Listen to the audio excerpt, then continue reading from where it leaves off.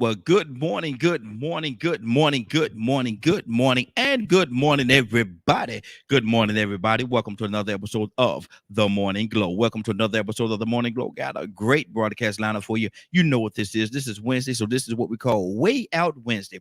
Way Out Wednesday. This is a day where you, you, you, yeah, you right there. Yeah, you too. You too. Yeah, all y'all, you become the boss. All you have to do is give us a call, 678-381-1973. 678-381-1973. Give us a call, and we will talk about whatever you want to talk about, and we will talk about it in its entirety. We'll talk about it in its entirety. All you have to do is give us a call. I'd love to hear from you. Again, 678-381-1973. 678-381-1973. Way Out Wednesday. We're going to talk about a little bit of everything today. I want to truth. Let's deal with some truth before we get into this thing. I am a little bit disturbed. I'm a little bit disturbed because um Simone Biles, I hope I'm saying her name right. The young lady, she pulled out of the Olympics. And she's getting so much flack because of the fact that she pulled out of the Olympics. And I'm trying to figure out why is everybody giving her such a hard time? You got people that's come out and said some terrible things, some terrible things about this young girl. And she's early 20s. I guess she's in her early 20s. And the amount of pressure that she have on her, the amount of pressure that she have on her to perform at that level constantly, every day, all day, every day, every day. She have to walk a certain way every day, because if she have a stutter step, if she have the slightest of a stutter step, I promise you, there's gonna be some people that's gonna have all kind of things to say about her. This young lady has represented this country the best that she could. The best that she could. She's done everything she could do. She's so good at this gymnastic thing that they got moves named after her. The Biles, the do this, the Biles one, the Biles two. She has set up a bar that is so high. It's gonna be real hard for somebody to come and crumble that down. But, but, and I do say but, you have people, individuals that will come along and talk bad about her. And because of the fact that she said she had to step down from the Olympics because she needed a mental day. There's a lot of pressure on. There's a lot of pressure. There's a great deal of pressure. And if you've never been into sports, if you never actually played sports or been in that sports arena, you wouldn't understand the magnitude of what she's talking about. But yet and still, you got individuals, instead of thanking her for what she's done, thanking her for all the accomplishment that she's had for this country, you have certain individuals that want to talk bad about her. How could she do this? Same thing they did to Oksana. I butchered this sister's name too. Um, wow, the great athlete got names that you can't hardly pronounce. Anyway, but I this young lady in tennis, when she stepped down, see, she had a mental situation. Then you had a young lady on Fox from Fox News came after her talking about this. She had to go back again and correct her. Then after correcting her, then the young lady, she wanted to have a little tennis match back and forth. Now, you can't even play tennis. If you play tennis, you certainly can't play at the level of Oksana. You can't play at that level. So who are you to criticize her game and to tell her what she's going through or what her situation is? Who are you to do that? Who are you to do that? This lady has dedicated her whole life. This young lady, both of them, Biles and Oksana, has dedicated their whole lives to the sports that they're dedicated to. They've dedicated their lives to these sports and playing at a very high professional level. And for you to come along, and it's almost like me going to I have a wrestling show. So it's like me going to the Rock, telling the Rock, man, wrestling ain't that tough. Man, you get out there and wrestle, man. You get out there and wrestle. And I've never wrestled at that. I wrestled in high school. I wrestled through school and was very successful at that level. But to be a professional wrestler is a totally different thing. It's a totally different animal. And so I would never go up there and say anything bad about these individuals that do it on an everyday professional level. I would never do that. And for these people to come at these young ladies, quote unquote, young ladies of color, they're coming after these young ladies and saying that, it's not that much pressure. All you have to do is just go out there and play. Just go out there and participate. Okay, you don't know what these young ladies have to go through on a daily basis. You don't know the amount of pressure that they're dealing with on a daily basis. You have no idea. You stand behind a mic much like I do and talk. It's easy to talk. Easy for some of us to talk. But to get out there on the sports gymnastics, you know how much training you have to do in gymnastics? How much training? And listen, these young ladies, they travel from the time, a lot of times today, very young, and they go through the motions. A lot of times they're away from their families.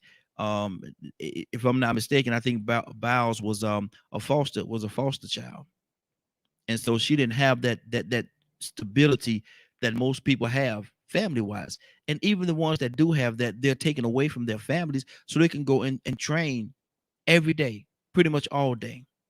That's all they do.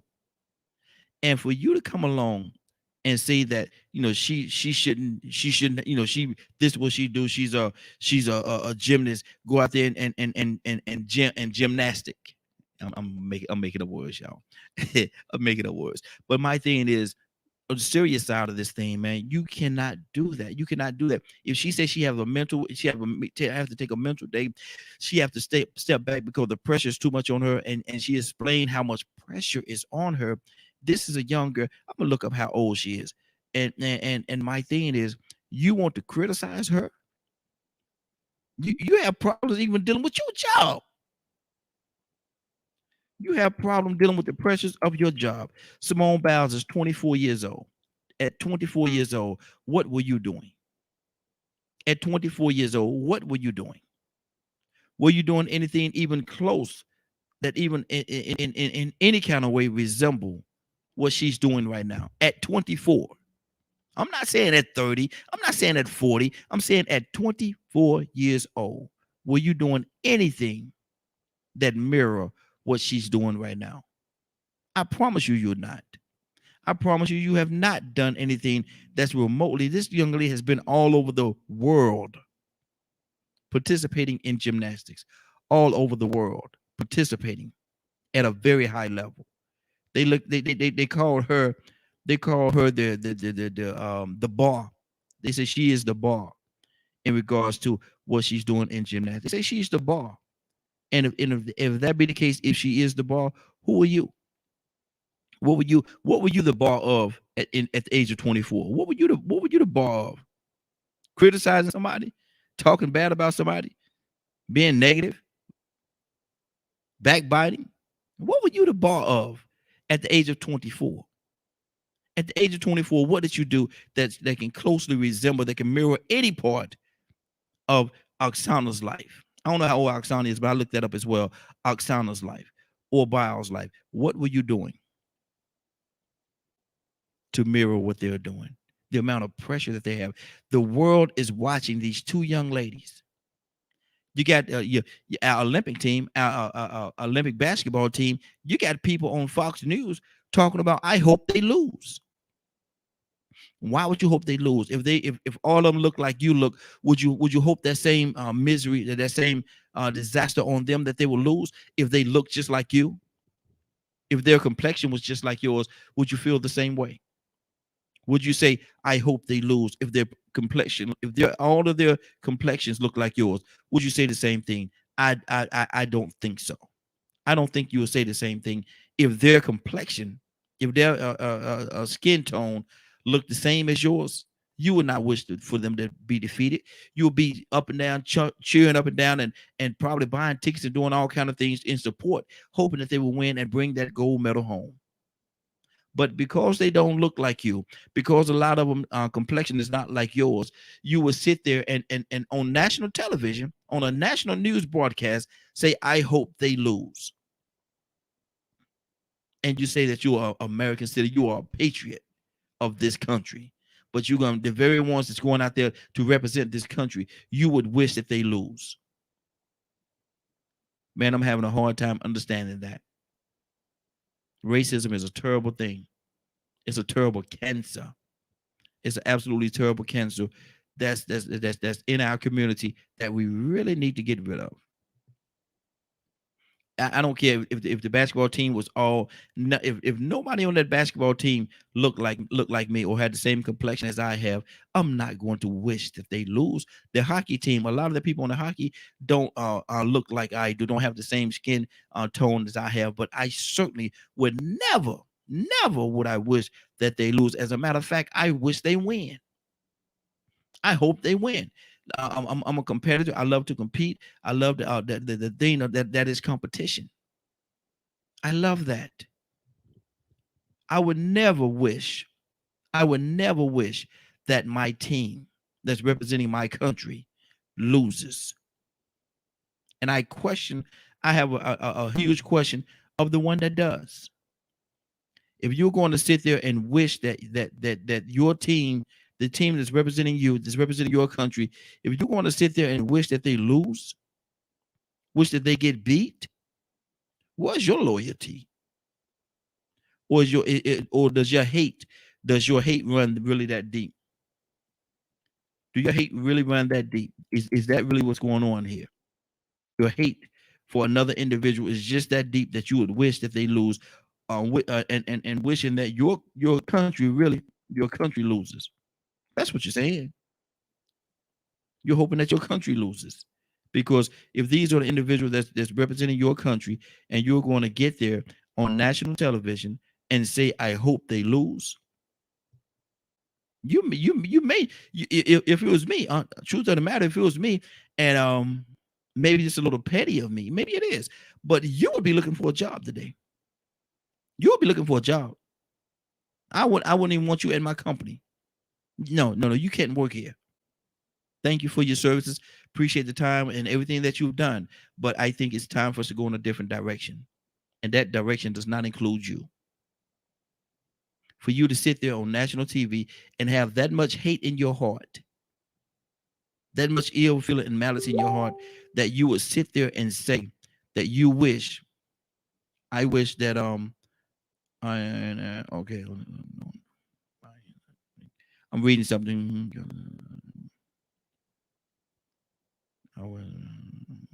Okay, I was reading something. Excuse me now. One of my sisters just sent a message to me. But my thing is this right here, man. I don't understand it. I don't understand it, how a person could have so much hurt and so much. I don't even know if I could call it hurt. I don't know if I could call it hurt in their heart, but have such an ill feeling in their heart that they would wish that their very team loses just because of the fact that they have hate, racism in them that runs that deep.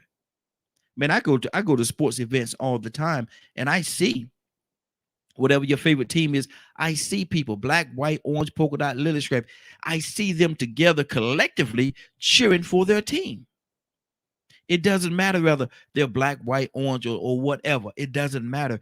I see them in those stadiums, in those bleachers. I see them cheering for their team. Their team. Team do something good, man, they tear the roof off the place. Or if the team loses, they're walking out their door angry. But they're walking out together, they're communicating with each other. Man, did you see what happened? Blase, blase, blase. And they're talking about what happened during that game. And it doesn't matter. That's one time you could take your camera, you could take your movie camera, and you could sit there and just video, and you could see people of all different races walking out, talking to each other. If they won, man, you can see them joy. You see the joy in them giving high fives and hugging each other and just enjoying the fact that we won. We won. We won. But then you got people like the young lady at Fox, and I'm not going to talk about her too much more, but the young lady at Fox on national television saying, "I wish they lose. I wish they lose." The U.S. basketball team that consists of a lot of players that don't look like her, don't have the same skin tone as her. I understand that. But she would say, I wish they lose. Mm. That's that's a sad reality. Sad reality right there. That she would even get to that point where she could say something like that. That's very sad.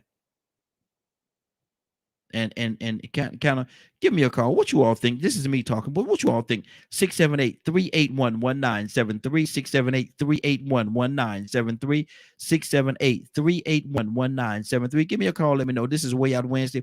We could talk about this, or we could talk about whatever is on your heart. Maybe you feel a little differently. Maybe you can understand why she said what she said. Maybe you can understand her vantage point. Please give me a call. Help me understand, because I don't get it. Simone Biles, she poured out because she said she needed a mental day. The pressure had gotten too much on her. All kind of things happen. All kind of behind the scenes happen as well. That we're not going to talk about that. We're not going to give that any shine. But a lot of things happen in her life, and so she said she needed a mental day, and she poured out. People saying, how could she do that? How could she let her team down? How could she blase, blase, blase? She needed time for her. If those of you that are parents, out there, sometimes the phone. Good morning, good morning. This is the Morning Glow, Way Out Wednesday. What's your name? Where you calling from? Good morning. This is Annie from Mississippi. Annie. Good morning. How you doing this morning? I'm doing just great. How are you? I am doing well. And I got something that we're talking about right now, but I know a lot of time you have your topic you want to talk about as well. So let's tackle let's play tennis and play both of them. Is it okay? That's fine. Okay. I want to know, Simone Biles. She poured out of the gymnastics. She poured out. Coach, she said she needed a mental day. The pressure got to be too much on her. She needed a mental day. And you got so many people that's attacking her. Simone Biles is 24 years old. 24 years old. And I asked the question, most people at 24, they were not doing anything close, even remotely close to what she has done or accomplished what she has accomplished at 24. But she needed a mental day because she said the pressure was too much. And she explained you would a person wouldn't understand the amount of pressure that she's going through. Oksana, the tennis young lady, she did the same thing about a month ago. She said she had to pull it out because the pressure was too much. She needed time for herself to reflect on herself and to collect herself. They're talking so bad about him. Fox News, they have a young lady that's on Fox News that said that she hopes, is one of our Caucasian sisters, say that she hoped that the Olympic basketball team loses. And it's all much, and a lot of that goes into the fact that they don't look like her. They don't have the same skin tone that she has, and so she wishes that they lose. And what's on your heart? What do you say to these things? Before I called in, I just got through urging on Facebook. I was on Fox News Facebook post, Mm-hmm. and they just attacking her. And I made a comment. I said, Fox News, home of the mental, because everybody over there is mental anyway. Anytime you support Donald Trump, I mean, what are you but mental? I can Mm-hmm. understand this woman put. Now this girl is young. Nobody know what this girl have been doing. What she been going through mentally. She been expected, to perform so high Mm-hmm. for such a long time at such an early age. Yep. No one knows. I mean, who knows what goes into her training and everything, her daily life. Nobody knows about this. This girl is training all day, every day, trying to be the best. So Mm-hmm. I can clearly understand and I do support her. But these people that go and get against her, half of them are military anyway. Yeah. Yeah. Mm. Mm. And see, and that's one of the things that I feel the same way that you feel, because you don't know what a person is going through. And if you never been to a situation or in a situation whereas you have to deal with or compete at that level, you'll never know the pressure that come along with that. These young ladies, Naomi, Oksana, and Biles, these are people, man. These are individuals that have to deal with that on a daily basis. They're constantly up under the magnifying glass. They have to perform at a very, very high level every time they step in whatever their arena is. Every time they step on that, they have to perform at a very high level. And so a lot of people just would not understand that. A lot of people would not understand that. And to come at her and to treat them like they're treating them right now, I don't get it. I don't get it, and I get it. I get it because anytime the people from Fox News and many other people, they on the outside looking in. Mm-hmm. Nobody know what this girl go through when you got to be the best. When you can't be number two, you got to be number one. Yes. That's a whole lot of pressure at a Yeah. very early age. So Mm-hmm. I support her because depression is real. If she Yes. got to take time out to find herself, so be it. She made a lot of money. She'll be okay the rest of her life. It Mm-hmm. doesn't matter what they want. You know what I'm talking Yeah. about? Yeah. She, Yeah. I mean, she, I mean, look out for your own mental health. She Mm-hmm. know what she's going through. Exactly. And So, I see. mean, like I said, she been performing for a long time at a very early age. Mm-hmm. Being number one, got to be number one. Yeah. That's very hard, and that's a lot of pressure. Yeah. Exactly. Exactly. And I need you to do me a favor. My phone, I had somebody just trying to call in a second ago, and for whatever reason, it attempted to answer, but it didn't.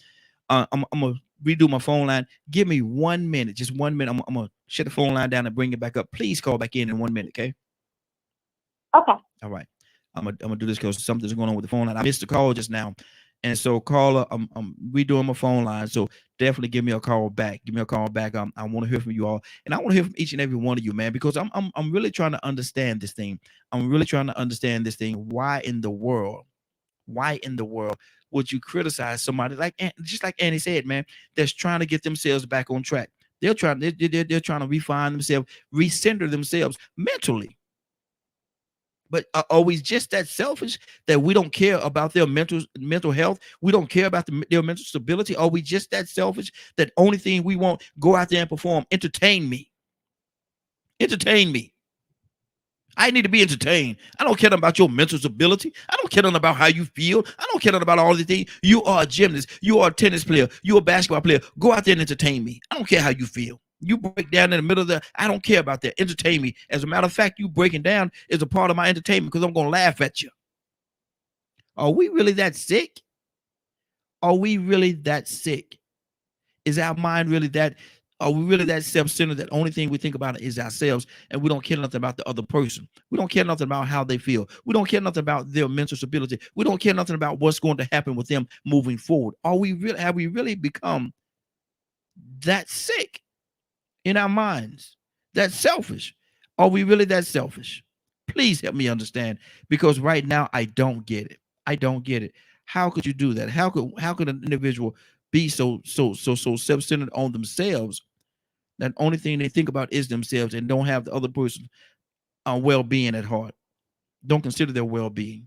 Don't consider where they are. Both of these individuals told you they need to get mentally, they need to get themselves back on track. They need to do something for themselves. My thing, I applaud them for even do you know how many people would not even acknowledge that and go on and have a breakdown, have a total mental breakdown, and now it's a whole different narrative. Now you're talking about, look, did you see, man, they broke down, they flipped out and blah blah blah. Now you're talking about that. Now you're talking about that. Now you discussing that. Did you see this person had this big old breakdown? This person did. Come on now. How can that individual? How can they win? How can they win? It sounds very difficult to me that you would want to place somebody, you being a human being, whoever you are, would want to place an individual in that position, in a position where they have to be that vulnerable. Oksana, she said, Naomi Oksana, she said she needed to step away from the game because she needed to get some mental evaluation. She needed to get herself back on track. She needed this for her. Bows. She said she wanted to step away because she needed a mental day. These are two young ladies that's at the top of their class, at absolute top of their class, the absolute top of their class, and they've been entertaining you for years, for years, and now because of the fact that they need time for them, I just wonder, would you feel the same way? Would you feel the same way if it was your family member? If they were a part of your family, your immediate family, your son, daughters, niece, nephew, or what have you, brother, sister, if they was in the same situation, would you feel the same way? Would you have a little more compassion if it was a little closer to you? Because of the fact that it's not close to you. Because of the fact that it's not that close to you, you don't care. You don't give a care. Let me see. Can I call this caller back right here? Y'all give me 1 second. I'm trying to get this caller on the line here. And y'all gonna hear some ringing for a second. Okay. Good morning. What you want, man? Hey, Hold on. I saw you try to call earlier, man. The phone was acting up. I tried to answer, but it wouldn't let it go through for whatever reason. So I had to reboot it. I'm asking a question, Curtis, and I need to hear your heart on this, brother. And tell everybody who you are first before we go there. Tell everybody who you are. Well, it's Kurt, Charm City, baby. Charm City. And I'm gonna tell you, this is my brother from another mother, but we got the same father. This is Captain. Yeah, absolutely. It's King Curtis. It's King Curtis right here. One of the best that you'll ever see on that stage, putting off a character. I guarantee you, one of the best you'll ever see. I don't care who you compare him to, but that's just me tooting your horn for a second, Curtis. But let me ask you this question: Biles, the young lady, the tennis star, Biles. You turn up something. You turn up something over there, brother. Say that again. I said you turn up something over there, ain't you? No, man. I'm in the store, just getting my morning started. Grab me a cup of coffee and get ready to go make these donuts, baby. There you go. That's all. Hey, and Biles, the tennis young lady, man. She says she pulled out of the 11. I'm sure you've heard about it. She pulled out because she said she needed a mental day. She needed a mental day to get herself back together. Curtis, what was shocking to me is the amount of people that's talking bad about her, man. She's been entertaining everybody for a long time. She's been in this thing for a long time. She's so good at it, man. They got moves named after her. They have moves named after her because of the fact that she's performing at that level. One of the greats. But because she wanted to pull out and have a mental day, everybody's talking so bad about her, Curtis. What is really going on with us, man? Well, you already know. The idea of competition in America is ridiculous. At the end of the day, I applaud the sister. She has done great work for the whole gymnastics arena, period. Mm-hmm. And you can't take that from her. Me personally, outside of a mental day, I think it was a very smart business decision. Mm-hmm. I think, truthfully, I think there's an injury that they're trying to talk about. Mm-hmm. Do you understand? Yeah. But all at the same time, you know what I mean? She had to do what she had to do, man. That is a real stressful type of situation. Mm-hmm. And, when you feel like you got the weight on your shoulders, the weight of the world on your shoulders, it ain't much you can do. Mm-hmm. You know what I'm saying? It's either you can take it and fail at it, people gonna talk trash about you, or walk away smart like, and people gonna talk trash about you. They talk trash about Michael Jordan. Mm-hmm. Mm-hmm. They talk trash and they talk trash. Mike came back and look what happened. Mm-hmm. They talk trash. Roy decided to come back. Look what happened. You see what I'm saying? And Mike told, just to use a sports analogy, Mike told Roy, and look here, man, if you ain't got that love in your heart, if you ain't got it, man, don't you go in there doing that. You go. See, it's crazy, man. Nobody wants to see Black America ride off in the sunset. Mm-hmm. We always got to ride off in disgrace. And then if we ride off in the sunset, then it's a whole bunch of issues and this, that, and the third that was never talked about and blah, blah, blah. Man, listen, man, I ain't buying it. I applaud the young girl. Even though I really do think that something's wrong with that left ankle, brother. Yeah. The way I she landed. watched it in slow motion. Mm-hmm. I watched it in slow motion. I watched it in slow motion, as I watch a lot of things from a coach's perspective. When I really get the chance to sit down, I watch it in slow motion.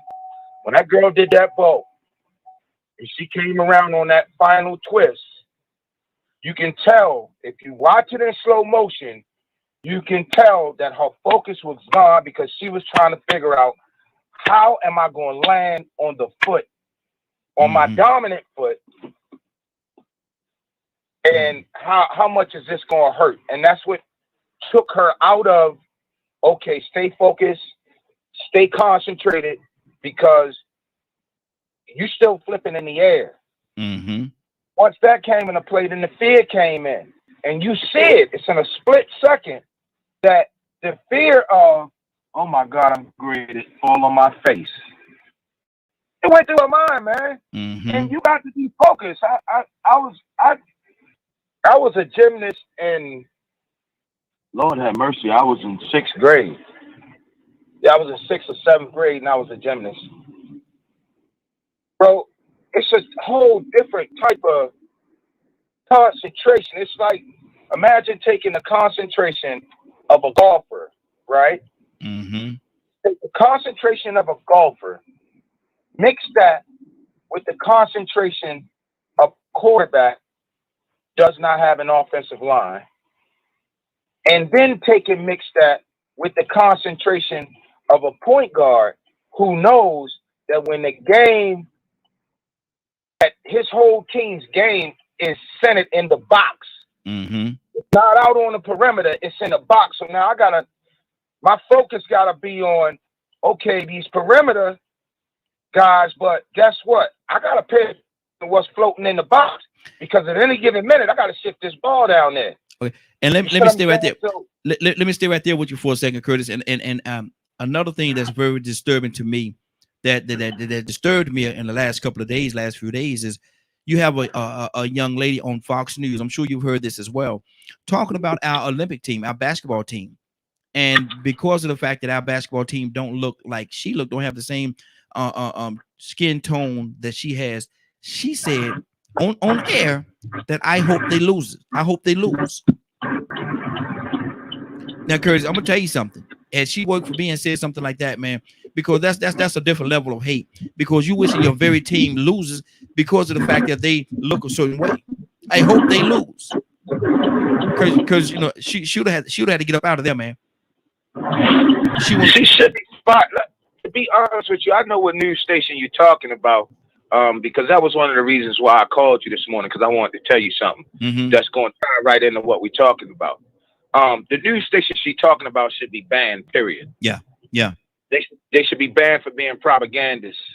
They should be banned as treasonous. They should be banned, period. And if you have that ideology and that frame of mind that represents that news station, you should be tried for treason. And we all know what the sentence is for treason. It's a lifetime in prison or death. Yeah. So, you know, I don't want to put nobody in the box, but let's just call a spade a spade. You know what I mean? If you committing treasonous acts, you're nothing but a terrorist. That's all. Ain't no other way to put it. Ain't no other way to shift it. The only reason January 6th, only reason these people ain't been labeled as terrorists is because they look like those who are in power. That's Absolutely. the only reason. But I wanted to say something to you, Raheem, that came to me in the shower. And I get up in the morning, I watch Morning Joe, and I yesterday while I was at work, when I had to do my rounds, I listened to C-SPAN. So I listened to the committee on the investigation, the January 6th investigation, where these 4 cops were speaking, right? And it dawned on me, brother, I wanted to ask you this. What if civil rights, true civil rights, or let me not say true civil rights, But what if the ideology of civil rights and human rights, according to the powers that be, is truly defined by the person who has the biggest purse, or the person who has the greatest feeling of entitlement? How dangerous would that ideology of civil rights and human rights be? And how much of it would be led or could stand on truth? Good. I'm gonna ask you a question on your question, if you don't mind me doing so. No. How far are we away from that now? Well, I think we are. I think that's why God gave it to me this morning. Yeah, that's where we are. So that I can gain a greater understanding. See, sometimes God will check you before most times God will check you before he check other people. And, I'm a strong proponent for civil rights and human rights. Always have been, always will be. But then I thought, man, I said, you know what? I've been hating the fact that these people fighting against civil rights and human rights. But, when I really think about it, it's starting to look to me like civil rights, the ideology of civil rights and human rights, in the way that we land it out, is connected to those who got the greatest entitlement. Yeah. I think it was Leonard that said, and I'm going to read, Public Citizen has said something. I'm going to post this comment on the screen, and I want to read that. But Leonard said something. Mute your line for me there for a second, Curtis. Oh, yeah, hold on. Leonard said something. I think it was Leonard that said it. It may even have been you, Curtis, but about a couple of months ago, said that he wished the justice system, would have a computer where they could actually just write down everything that was done. Don't put any color, any race, color, or anything of that economic value, anything of that on it. Just put the facts about what happened, feed it into the computer system, and let the computer system, based on what happened and how it happened, give you a punishment. Give you a punishment as to whatever your crime would be. So that way it will take the color, the race thing out of it. It'll take all the other elements that we have in it. It'll take that totally out there, because the computer ain't gonna know whether you're black, white, orange, little stripe, or polka dot. It's not gonna know. It's gonna know the fact of what happened. This is what happened. Feed it into the system. Let it push out what your penalty is, and let you go with that. What do you say to that, Curtis? That would be a beautiful thing. The only problem that I think I might have with that is a computer has no human feeling. So the computer will not evaluate. For example, you and I on vacation with the family, and a group of white supremacists come in the bus in the cabin, talking about they're gonna kill, and we go on and lay them down. You might not be able to evaluate the fact that we was in fear for our lives, but that would be a wonderful case study as to define, what is just and what is unjust. The sadness in all of this, I believe, our girl did this study just without a computer. I want to say 30 years ago. Dr. Jane. Okay. Yeah. There's a thing on YouTube where she's doing a symposium. She's speaking, and she says she asked the crowd, predominantly, I think from what I've seen, I think it was maybe 3 black folk in the whole audience. She asked them, how many people in here, knowing what is going on with the African American community and what is happening to the African community, How many people in here would raise their hand to say that it is not right? Mm-hmm. That something is wrong with the way the African American community is being treated. If you feel that way, could you please raise your hand by show of hands? How many people in here feels that the African American community is being mistreated in this country? Mm-hmm. The majority of the people raised their hand. Yeah. They didn't know that it was a setup question. Mm-hmm. She then asked them, she then said to them, okay, y'all can put your hands down now. She said, now, by show of hands, how many people in this auditorium right now would trade places with the African American community? Mm-hmm. No hands went up. Nobody raised their hand. No hands went up. Absolutely. Do you remember that? And she then said,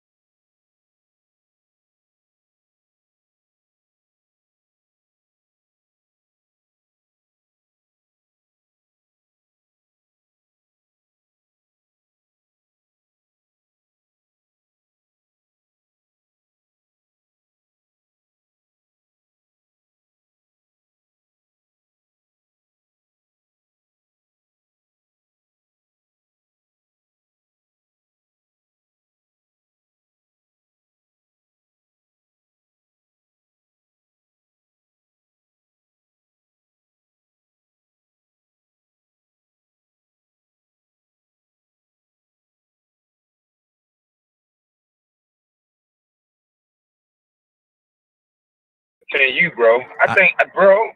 Man, We back live. Yeah, I know. We back live. There we go. I'll finish your thought, brother. Go. So I mean, I'm right here, bro. Mm-hmm. I'm just, like, listen, man. I don't want people to take my words and my vernacular and my concepts or my ideologies as let me say this right here, and some of the black folk that we deal with gonna hate me for saying this, right? Mm-hmm. But I'm gonna go on and say it because I'm gonna speak from my heart, and I'm gonna speak what my grandma Minnie raised me to be. Listen, you ignorant white man, I forgive you. I forgive you for being ignorant. I forgive you for being greedy. I forgive you for believing that God made you to be the sole protector and advisor to the world. I forgive you for that, man. Mm-hmm. I forgive you for that. You ain't know no better. You ain't been taught no better. And you ain't trying to understand no better. Mm-hmm. What I can't forgive you for is the continuous perpetuation of the lies that we all finding out about. I can't find it in my heart. Maybe God will one day bless me to be able to forgive you for that. But I can't forgive you for that. Mm-hmm. Only thing I can ask that you do is you set aside your petty differences, because your differences, when there's real evaluation, is petty. Mm-hmm. This money, we can't take it with us. This money, you ain't gonna be able to buy your way into heaven. That has been proven in every religious sect and or body. You cannot buy your way into heaven. Mm-hmm. The Greeks, the Romans, the Mesopotamians, the Christians, the Protestants, the Jews, the Muslims, the Hindus, the Buddhists, we've all did the research. You can't buy your way into heaven. Mm-hmm. So I forgive you, man. I really do. I'll say it for those who won't say it. Mm-hmm. I forgive you, man. And Cut Curtis, it with the foolishness. the thing about it, Curtis, even if you could, and I don't care how much money anybody that's walking the face of this earth have, they wouldn't be able to afford it. They wouldn't be able to afford it. They wouldn't be able to afford it. The ticket, the price tag on it, they would not be able to afford it, brother. And that's just true. Public citizen, you had a comment on there, brother. When we got kicked off, it actually took the comment away. So if you could repost it, I want to share the comment that you had. So if you can, copy and paste it your comment back in here so I can read it. When it kicked us out, man, it got rid of your comment as well. So I hope you're still listening, and I hope that you have a mutual line, Curtis, and I hope that you can repost that particular question for me, because it was a great question. And I want to be able to read it. So public citizen, if you're there, repost that question or even call in. The phone lines are open, 678-381-1973, 678-381-1973. Okay, here it is. Public citizen said this right here. He said, let me read it on this side here. I can read it better. They should be held accountable. We used to have laws demanding equal time for all opinions on the news stations. I'm not going, this is what he's saying to you, Curtis. I'm not going as far as to say death penalty, but I get where he's coming from. They might as well call themselves the White Supremacy News Network. Curtis? Yeah, public citizen is right. And you know what? When I say death, please don't take me literal. In certain cases, it should be literal. Mm-hmm, mm-hmm. In certain cases, it should be literal. And I'm not going to say no names, but one name in particular, I think everybody got it, should be sentenced to death. Mm-hmm. He should be sentenced, if not sentenced to death, he should be up here in Baltimore City, sentenced to a life without parole in the Supermax here. Not the jail, the Supermax, which is 7 sub-stories below ground. You know, we got a jail, we got a prison here in Baltimore City that the only thing that's set above ground is the administration where you process in. Everything else, all the cells and everything is below ground. Mm-hmm. Yeah. That sound like that sound like death. That sound like a graveyard, brother. Exactly. And it's real. It is dead real right here. One day I'm gonna ride down there and take some pictures of it so you can see it. I had a couple of my classmates who, when we all graduated, they went to work there. I think only one of them actually stayed there. Everybody else left. They said just working on that first level, just working there, felt like they was in prison. Yeah, like in real prison. But I do want to say this to my Caucasian brothers and sisters: please don't misconstrue me, because I got as much love for you as I got for my African American brothers and sisters. Because at the end of the day, the truth is, you come from us. The truth is, we are brothers and sisters, whether you like it or you don't. The greatest scientist in the world, which is God, he made it that way. All right. So the truth is, when you hating me, you're actually hating yourself, because I am you and you are me. So because I know how people would take what we say, and transform that thing to us speaking hateful rhetoric against white folk. No, I'm not. And that's not what I mean to be doing. What I mean to be doing is calling out ignorance.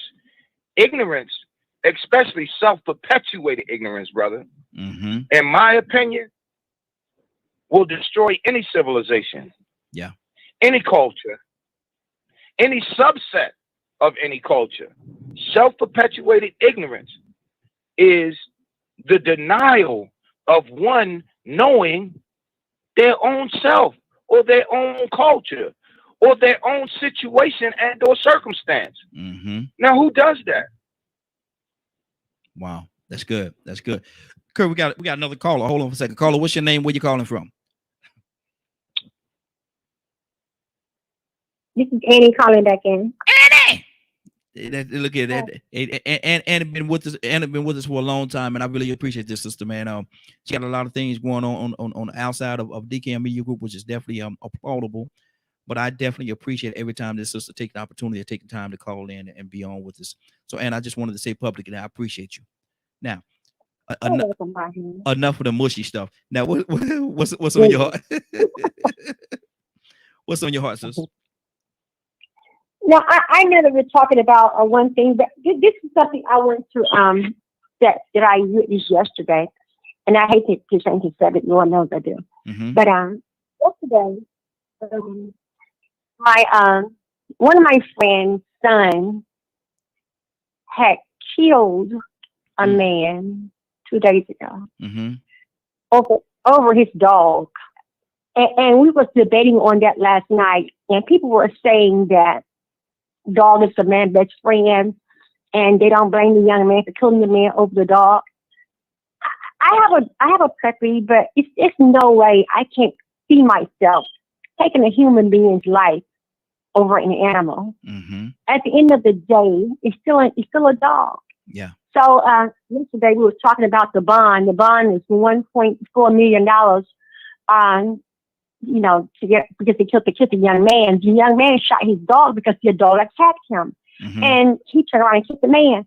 But I just want to know: is there anybody out there that feel like that their freedom is worth, is killing another human being over a dog? Is a dog worth all that? I mean, I know people love our dog, and I hate to put it like that. I'm not putting anything down, but I'm just saying this is real life. It's, at the end of the day, it's still a dog. So why take a young man's life over an animal? I don't love my siblings, to that degree where I would take a human being's life. I don't. Okay.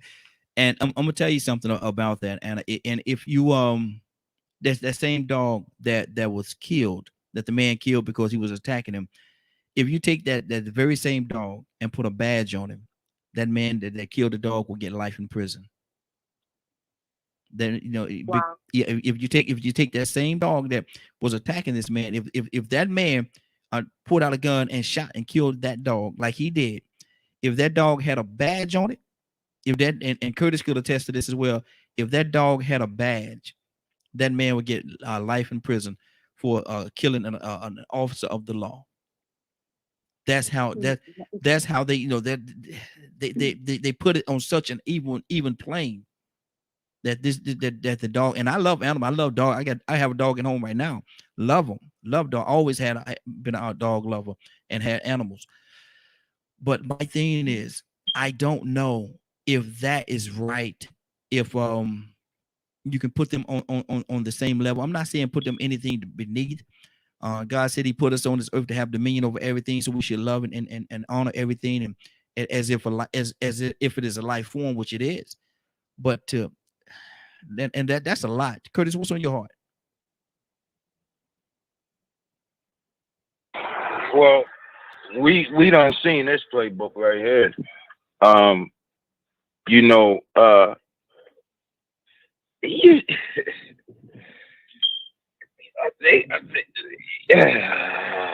on, Curtis. This is way out Wednesday, brother.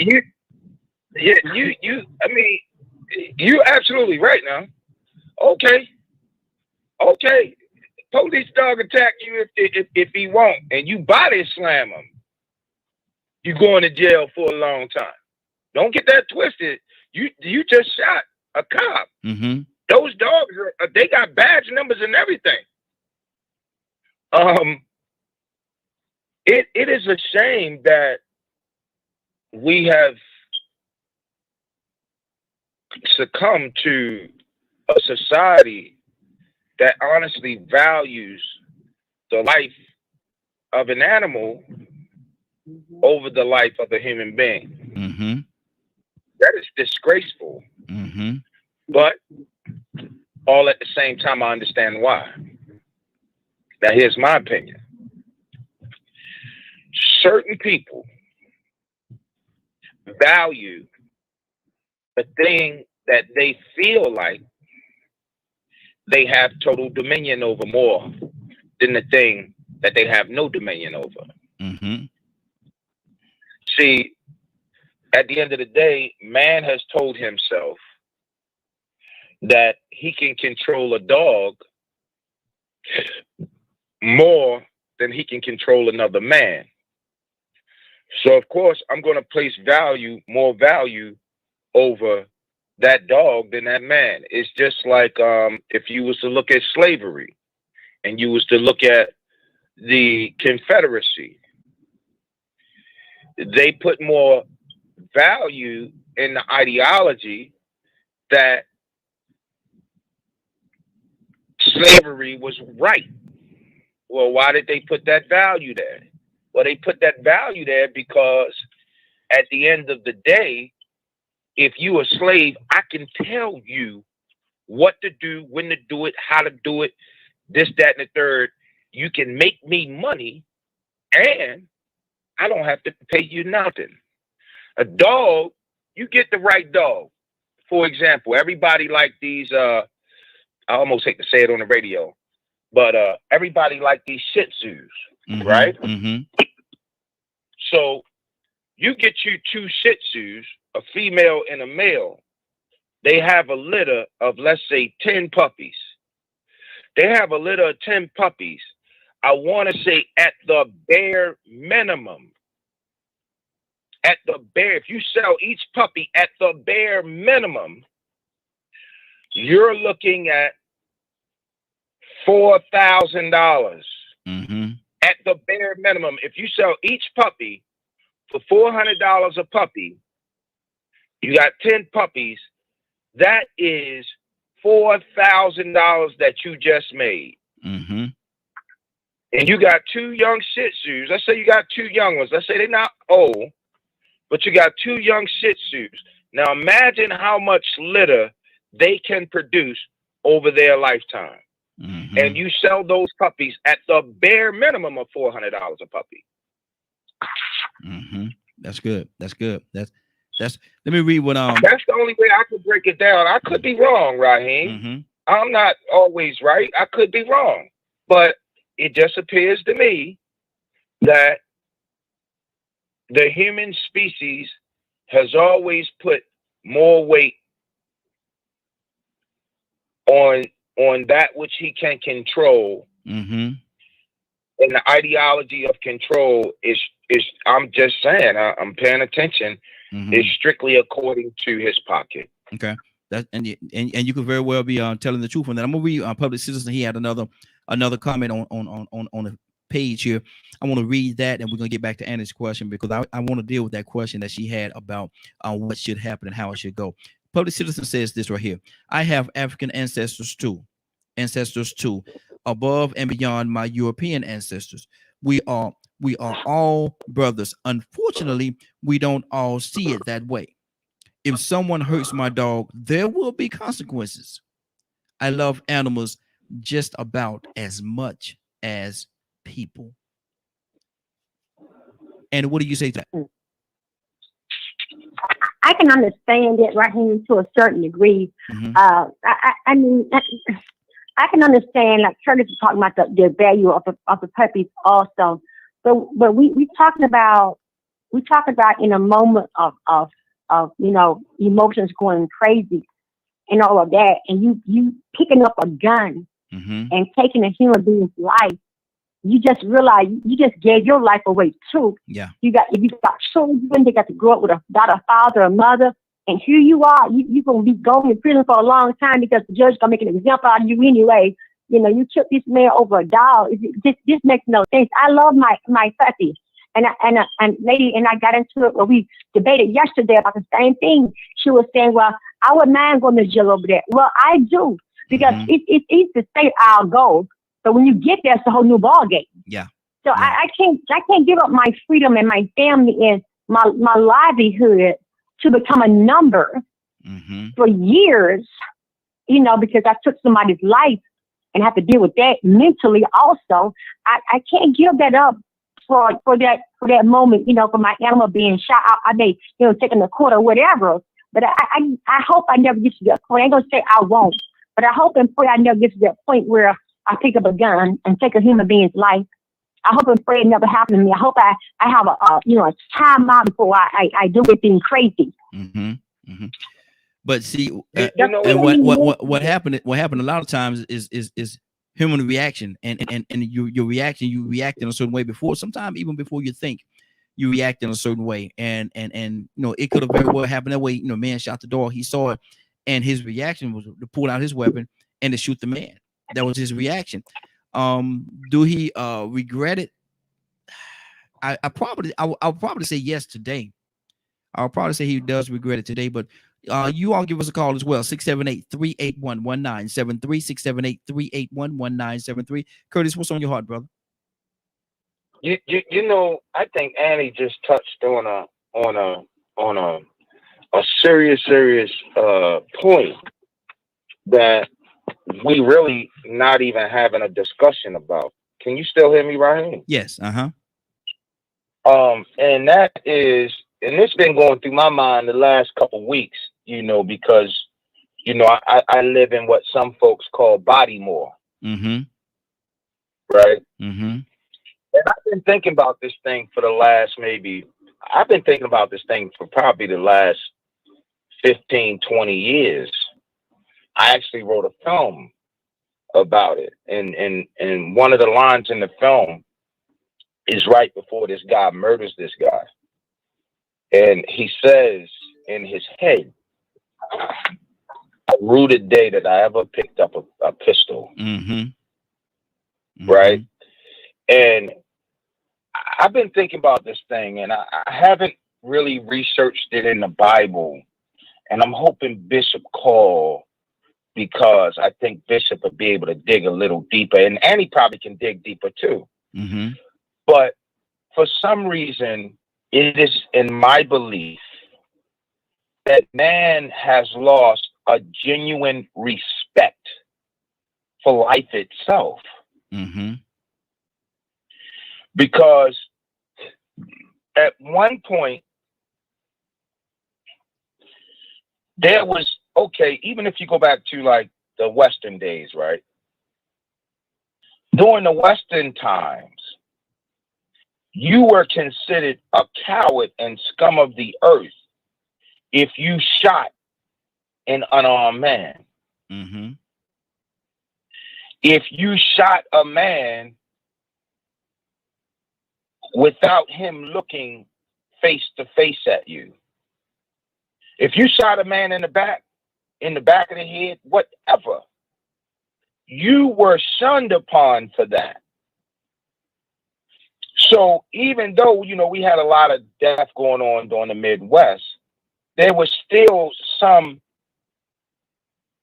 I don't want nobody to think I'm glorifying it, but there was still some level of respect for the life. If you're going to take this life, you need to be able to look this life in the face, eye to eye.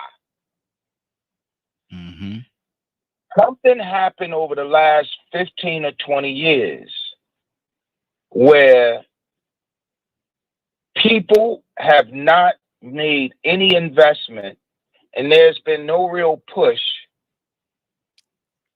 into conflict resolution. It's like folks just lost a natural respect for life. And I just had a conversation with one of my clients yesterday I had to take him to do some things, and we was just talking, and we got on the topic of because, like I said, like I live in what they call Bodymore, and we was talking, and I said to him, I said, I'm trying to figure out at this point.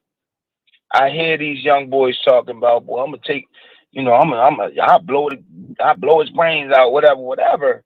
And I'm saying, y'all can walk around with that ideology if you want to, or that mindset. The sad reality is you don't even know if you're doing somebody a favor. Mm-hmm. Yeah. I said, cause, when you really evaluate it, half of these cats is cowards. So their lives are horrible. Mm-hmm. They know their lives are horrible. They feel like they can't do nothing to get back to any level of normalcy. And they walking around like they the hardest dudes on the planet, but they're not brave enough to take that pistol and put it in their mouth and blow their brains out. Mm-hmm. They're the same people that'll take a whole bottle of pills, and after they swallow all the pills, then get on the phone and call 911. Now, I'm not promoting suicide by any means, but I'm saying, I was saying to this young man, I said, so what if the mindset was, if I can't do it, make somebody else do it. I'm pretty sure I could piss somebody off enough. Make them do it. To have them off me. Mm-hmm. Wow. We got another caller. Caller, what's your name? Where you calling from? That's good. Caller, what's your name? Where you calling from? Grand Rising, everybody. This is Rico Jackson. I'm calling from Jacksonville, Florida, via Anderson, Alabama. My man. Great. Listen, Rico. First, I want to say, man, hi, good morning. How you doing this morning? I want to say that to you, brother. Man, I'm doing, man. I'm doing. How y'all doing? Hey, doing good. Man, hit me up after the broadcast. Let me know how everything is going, man. You know what I'm talking about.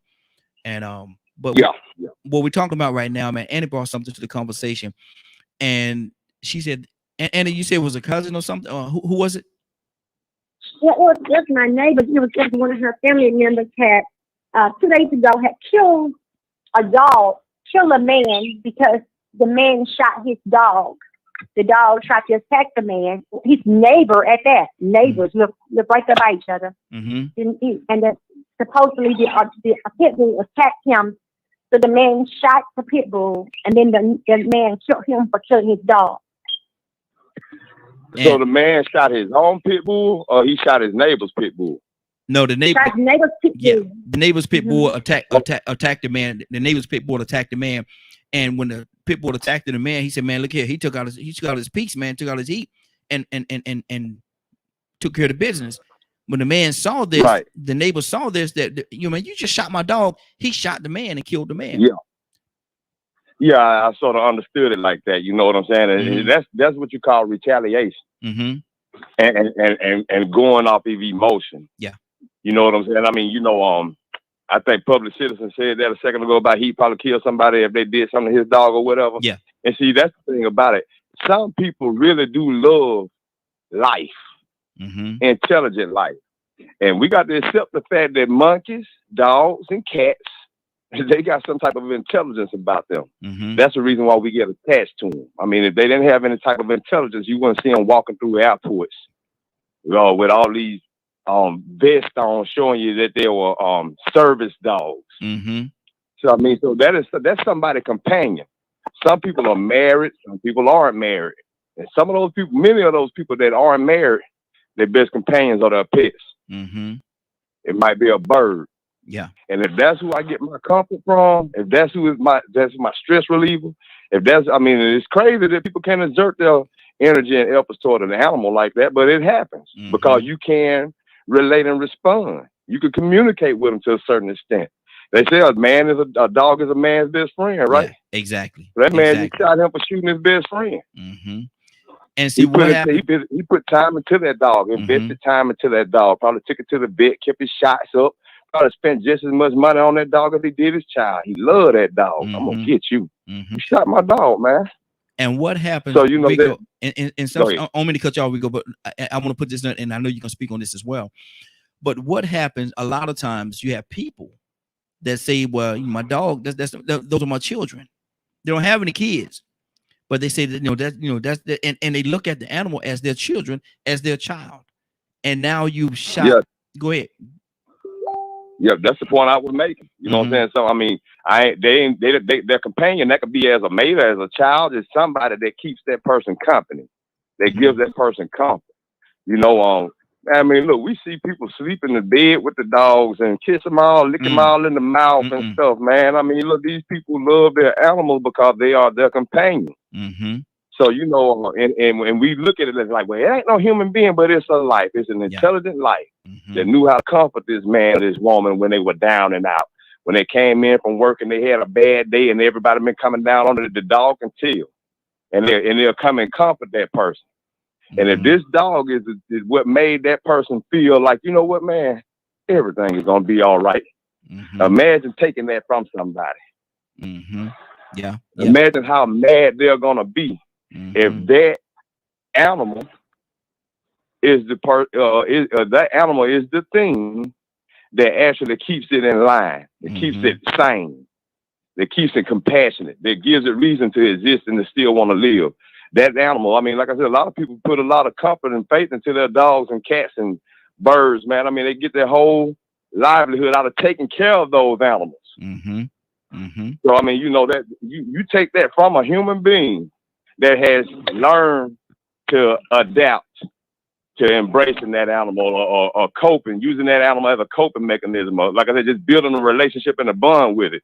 You got to expect that. I mean, look, people get killed for stealing your bikes out your yard. Somebody come up in your yard and steal your children's bikes. Somebody might kill you. Yep, exactly. You're stealing. You're violating them. You didn't have the right to take that from them.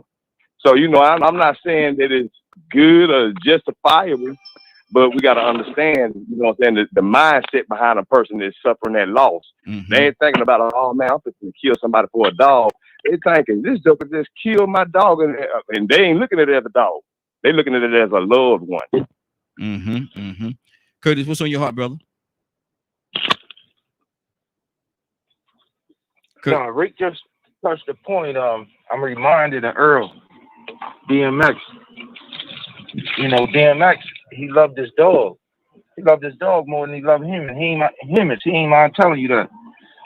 And a lot of it was connected to the fact that when the world shunned him, his dog never turned his back on him. When he was a young kid at 9, 10 years old, and the mama did what she did, kicked him out and all this right here. He was on top of the building, sleeping outside, basically homeless, sleeping outside. But guess who came up on the roof? The dog. Yep. He laid with him. When he was running the streets in New York and Baltimore, them dogs protected him. So and kept him warm. And kept him warm. There is a bond that happens with a human and its pet. I mean, my mother-in-law was connected to her parrot. You know, I've seen that.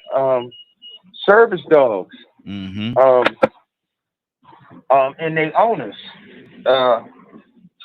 get really connected, especially those guys those military dogs. You know what I'm saying? Like, they wind up together for the rest of their lives. They wind up together for the rest of their lives. Like, some dogs, some owners in the military, right? Some owners may retire because, you know, of course, you know, most people go in the military, do 20 years and they get out. Yeah. Right? So the owner may retire, but the dog is handed to another handler, right? But what's been going on lately is when it's time for that dog to retire, that dog is returned to its original handler. Yep. Right? And that dog then becomes a service dog for the original handler. And if you pay attention and you watch the reaction when that dog comes through that airport and see that particular handler, man, you know that there was something, like Rico said, intelligent. I'm reminded of, have you seen that movie, I'm trying to think, was it Chasing Ryan. But there was a movie that came out a couple years ago, and the service dog. It was based on a true story. The guy was in Iraq. The service dog was his dog, and the service dog wouldn't leave his side. Mm-hmm. When the body got to the morgue, everywhere they took that body, the service dog sat down and would not leave. When they took the body to the church, the service dog sat right there at the church. Once they had the funeral, the service dog did not move until that casket started moving down the aisle. Mm-hmm. When they got to the burial grounds, the service dog sat right there until they put that body in the ground. Mm-hmm. Absolutely. Absolutely. And then, you know what I mean? So there is a bond. Rick was right. There is a bond. But once again, I still gotta go with this thing that I've been thinking about is I gotta ask, man, what is it that makes a man believe that he has the right Mm-hmm. to take another man's life? Absolutely. Let me read this. This is another thing that our public citizen wrote. I want to read this for you as well, and I'm gonna go to Annie because I know Annie got a lot on her heart right now. I am a grown man. This is public citizen talking. I am a grown man who I love to death. Oh no, I'm sorry. I have a grown child. I'm sorry. Can you read this morning? I have a grown child who I love to death, but my dog are a different thing. I don't think I would kill a man over it, but there is a consequence.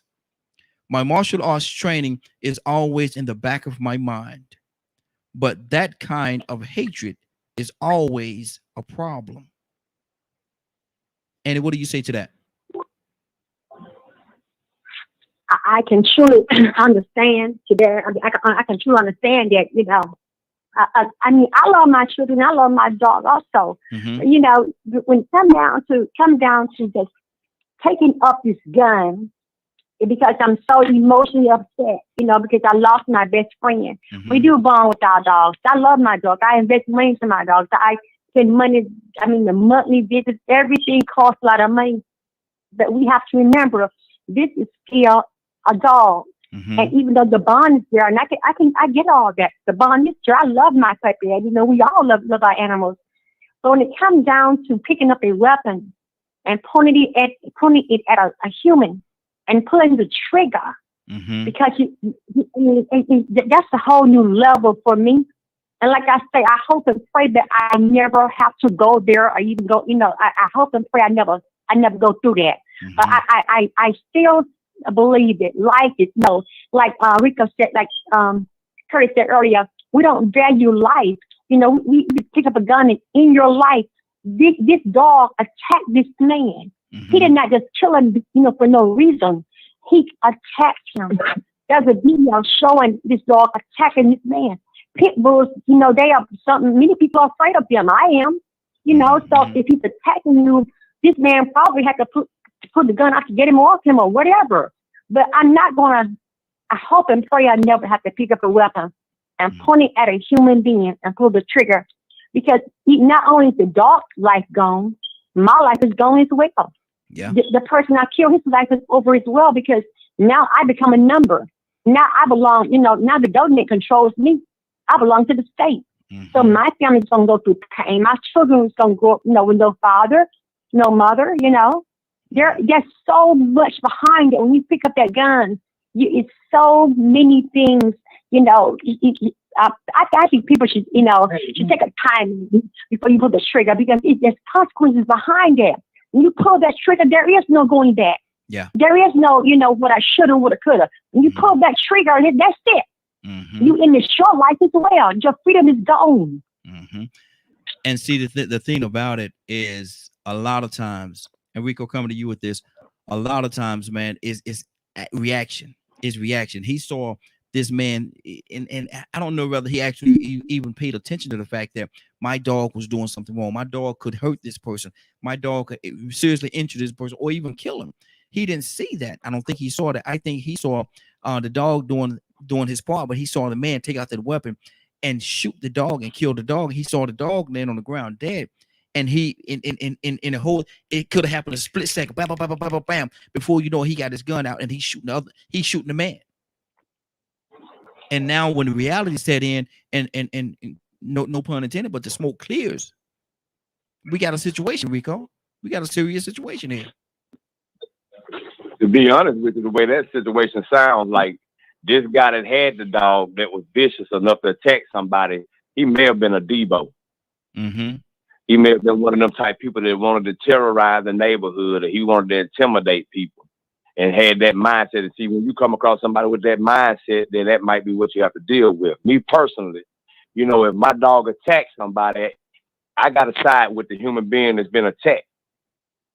You know what I'm saying? Mm-hmm. If my child attacks somebody, I got to side with that human being that might have to kill my child. If my child just got out of control and put that human being life at risk, you know, I got to understand that that human being might retaliate against my son. So I definitely got to do the same thing with a dog. Mm-hmm.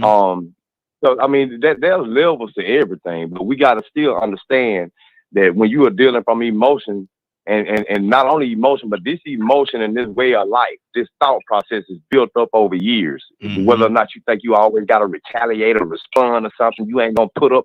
I ain't going to take nothing from nobody. If anybody say anything to me or do anything to me, all I know to do is respond. Mm-hmm. And so that might be this person's, this might have been his behavior. Mm-hmm. Was to always retaliate, and then come back later on and have people come back and say, hey, man, you was wrong. Yeah, man, let me go apologize. I was wrong for that. Mm-hmm. But all they know is aggression. Mm-hmm. So, you know, that might be the flaw that he had. And like I said, it wouldn't be right, you know, for that person to go back and shoot, you know, because his dog was like I said, his dog was the aggressor. Mm-hmm. But that's actually the mindset. Somebody talking, man. Yeah, somebody got the mindset. Mm-hmm. Everybody mute your everybody mute your line so we don't have the background noise in the background. Everybody mute your line for me, please. But the mindset that is in place, it sort of comes from that wild, wild west mentality. And then it degraded. Mm-hmm. You know what I'm saying? I mean, pretty much everything that you come up with, it's got a pro and a con to it. It's going to improve in some areas and it's going to degrade in some areas, just like the internet and everything else. Mm-hmm. So that behavior of handling things like men and having duels, sooner or later, somebody was going to say, well, as soon as he turns his back, I'm shooting him. I want to win. See, victory is more important to anybody than honor. Yeah. Wow. That's what the problem is people want victory. They want to win more than they want to be honored.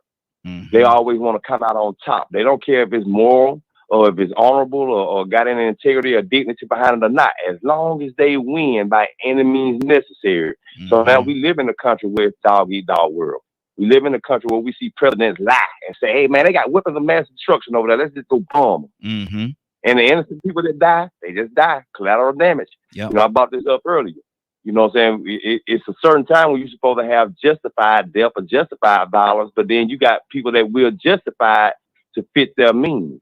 Mm-hmm. And so now that trickles down. When you got the normal society seeing people on the upper level make decisions to just go and do what they want as their will tells them to do, then that's the way we're going to think down here on the bottom. Then later on, after we go to jail, that's when we have the regrets. Yep. Later on, after you get sentenced to prison or you get that lethal injection, that's when you falling out crying in the courtroom. Oh, Lord, I lost my life. Mm-hmm. They just said life. Yep. You realize it then. But see, that ain't the way we were brought up unless you had somebody in your household telling you better. Mm-hmm. Telling you how you should really respect life and humanity. But for the most part, the people that write the rules and dictate how we go, they don't respect humanity. Mm-hmm. And it's a trickle-down effect from the top to the bottom of many people not respecting humanity, but just wanting to win. Exactly. All we do is win. All we do is win. Mm-hmm. And that's sad as it is, man. That's where we are. That's exactly where we are right now. Captain Leonard, good morning. How you doing this morning? Good morning, Raheem. Good morning, Glow family. Hey, we you know, this is Way Out Wednesday, brother. And what we're talking about right now, Annie brought a situation to the conversation, and want to hear your heart on it. Have you been listening? No, I have not. Okay. She said her she have a neighbor a neighbor was had a pit bull. Had a pit bull. I'm trying to give you the quick version. Had a pit bull. The pit bull attacked one of the other neighbors. The neighbor took out a gun and shot and killed the pit bull. The owner of the pit bull came, saw what was happening, killed the one that killed the pit bull. And now the one that killed the guy is in prison, gonna be in prison, gonna be gone for a long time.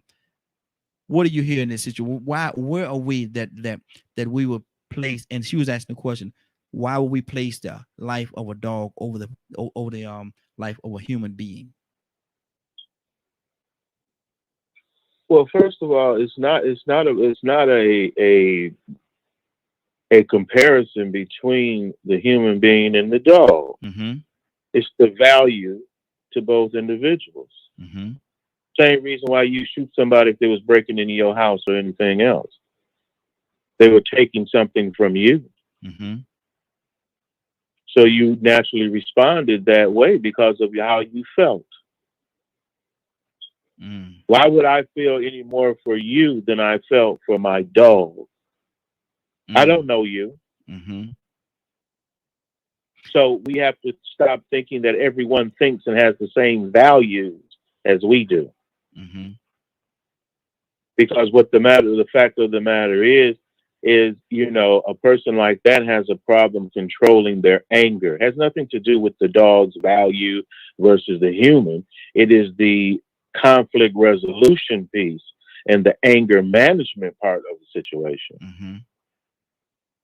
Mm. The person was enraged because you killed something that they love. No more so than if you saw somebody breaking in your car, you'd shoot him, wouldn't you? But Lynn, my thing is this right here, and Rico said something that was very powerful, and I don't know if a lot of people caught what he said.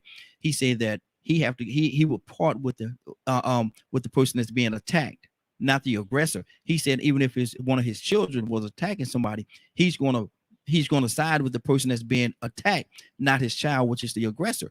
And so what I get from that is this, and I love the fact that he said that, the owner of the dog came out and he didn't recognize or didn't pay attention to the fact that, man, your dog is trying to attack, your dog is trying to harm somebody. He didn't see that. He saw the person trying to protect themselves.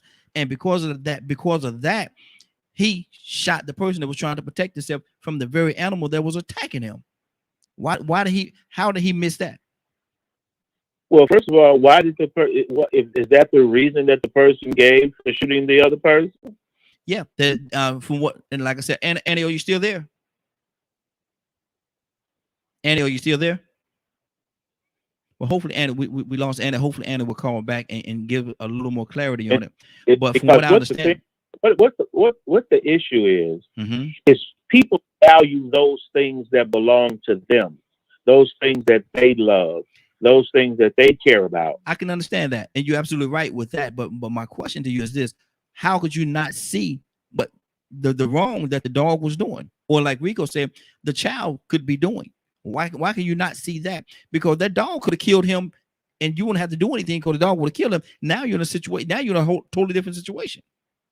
Maybe I missed part of the story. Mm-hmm. I heard that the person saw someone being attacked by a dog. By his dog. The owner of the dog. By the owner of the dog. So the owner of the dog saw what he believed a person to be attacking his dog, right? No, he saw his dog attacking somebody else, and he saw the guy protecting himself, took his gun out and shot the dog. And when the guy shot the dog to protect himself, the owner of the dog shot the man that shot the dog, killing him. Okay, that's what I thought. That's just an anger management issue. Mm. Wow. Yeah, wow. I don't think so much one, but you can't. I don't value strangers more than things that I know. Mm-hmm. But again, I want to pull more people into the conversation. But again, Leonard, we're missing the fact that the dog was attacking the man. But it has nothing to do with the fact that the dog was attacking the man. That's the man being attacked issue. Mm-hmm. Wow. The other issue is another man sees someone shooting something he loves. Mm-hmm. Mm-hmm. Mm. Let me do this. We got another caller. Hold on, we're going to come to you in just 1 second. Curtis, what's on your heart, brother? What do you hear? And I want to talk to the counselor side of you. Leonard is absolutely right. and Rico said it too. There's an element of anger management and conflict resolution. So we just not gonna deal with. We're not gonna deal with. We're not gonna deal with the part of the dog attacking the person. We're not gonna deal with that part. No, well, I can deal with that in the midst of what I'm saying. Something is telling me that there was something going on with them too. Yes. That we didn't hear about. As a counselor, now you asked me to speak as a counselor. Yes. Something tells me that there was some conflict between the two parties. Yeah. Right. And the dog, as dogs do, picked up on the conflict between the two parties. The dog is going to choose. The dog is going to choose the side of his owner. In most cases, the dog is going to automatically choose the side of his owner. See, Curtis. Let me step in 1 second. I'm definitely gonna let you finish, but I think that what we're doing right now, we're drawing conclusions about the whole situation without having all the facts. We're drawing a conclusion that this is what happened. This will happen. I like what Rico said. The guy that owns the dog could have been like a Debo in the neighborhood and wanted to be a powerful force in the neighborhood. And so that will go with what you're saying. But if that be the case, we still cannot overlook the fact that the dog was attacking this man. And this man, self-preservation, the first law of the land, he was trying to protect himself. But go ahead, brother. No, I was ready to go there. Okay. So if as a counselor, my overall thought is, what is the precipitating factors? As a counselor, if you're going into any kind of situation and you're not thinking about precipitating factors, then you're a fool and you're going to speak from a biased opinion, right? Or you're going to speak from a one-sided opinion. You're going to draw a conclusion before you even get all of the evidence. So in my mind, I'm thinking of precipitating factors. That means what was the prelim prior to the actual incident? What happened? Was there a verbal exchange? Was there, like Rico said, was this guy being like a Debo in the neighborhood? Or had the other guy did something to the dog, maybe that the owner didn't know about, or that the owner found out about later? I remember we had a lady in our neighborhood that was, if you had a dog outside one neighborhood I lived in, if she didn't like you or like your dog, and your dog had like a bowl out in the yard, she would put antifreeze in the bowl, knowing that the dog gonna stand a chance of licking the antifreeze and or eating the antifreeze, and it's gonna kill a dog. It's gonna make the dog sick, and the dog's gonna die. So, like, when I look at it from the perspective of precipitating factors, I have to ask on both sides, what were y'all telling this dog?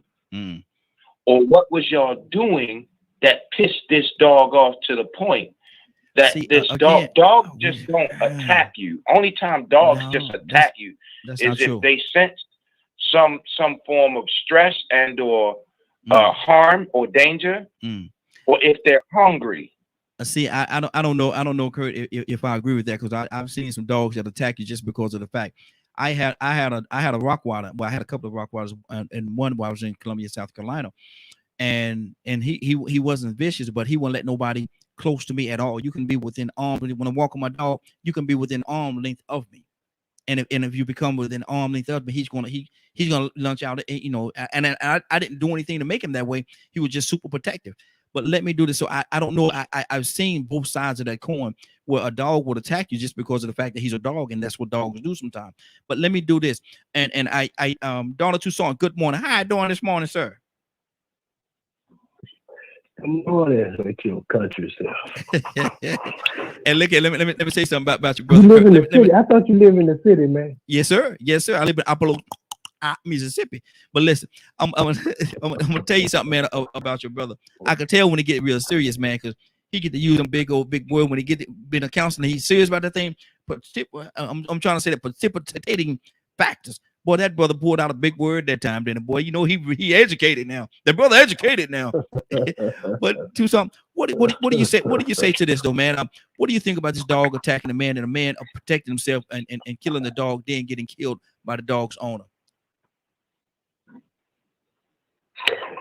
We do things at a spur of the moment. We don't think things out. We don't analyze them. We selfish. And life is really all about me, my, and I. Nothing else matters. Mm-hmm. This is the society that we live in. Regardless. Remember, I hate to bring this up. Remember the months ago. Mute your line, Curtis. Mute your line, Curtis. The young girl that came, called the police, then went outside to fight with a knife or whatever the case may be, and the cop shows up and kills the girl. Well, here's the thing: was he protecting the other one's life, or was he seeing the person just acting out and just decides to shoot? So, what I'm saying is, don't worry about the dog being wrong.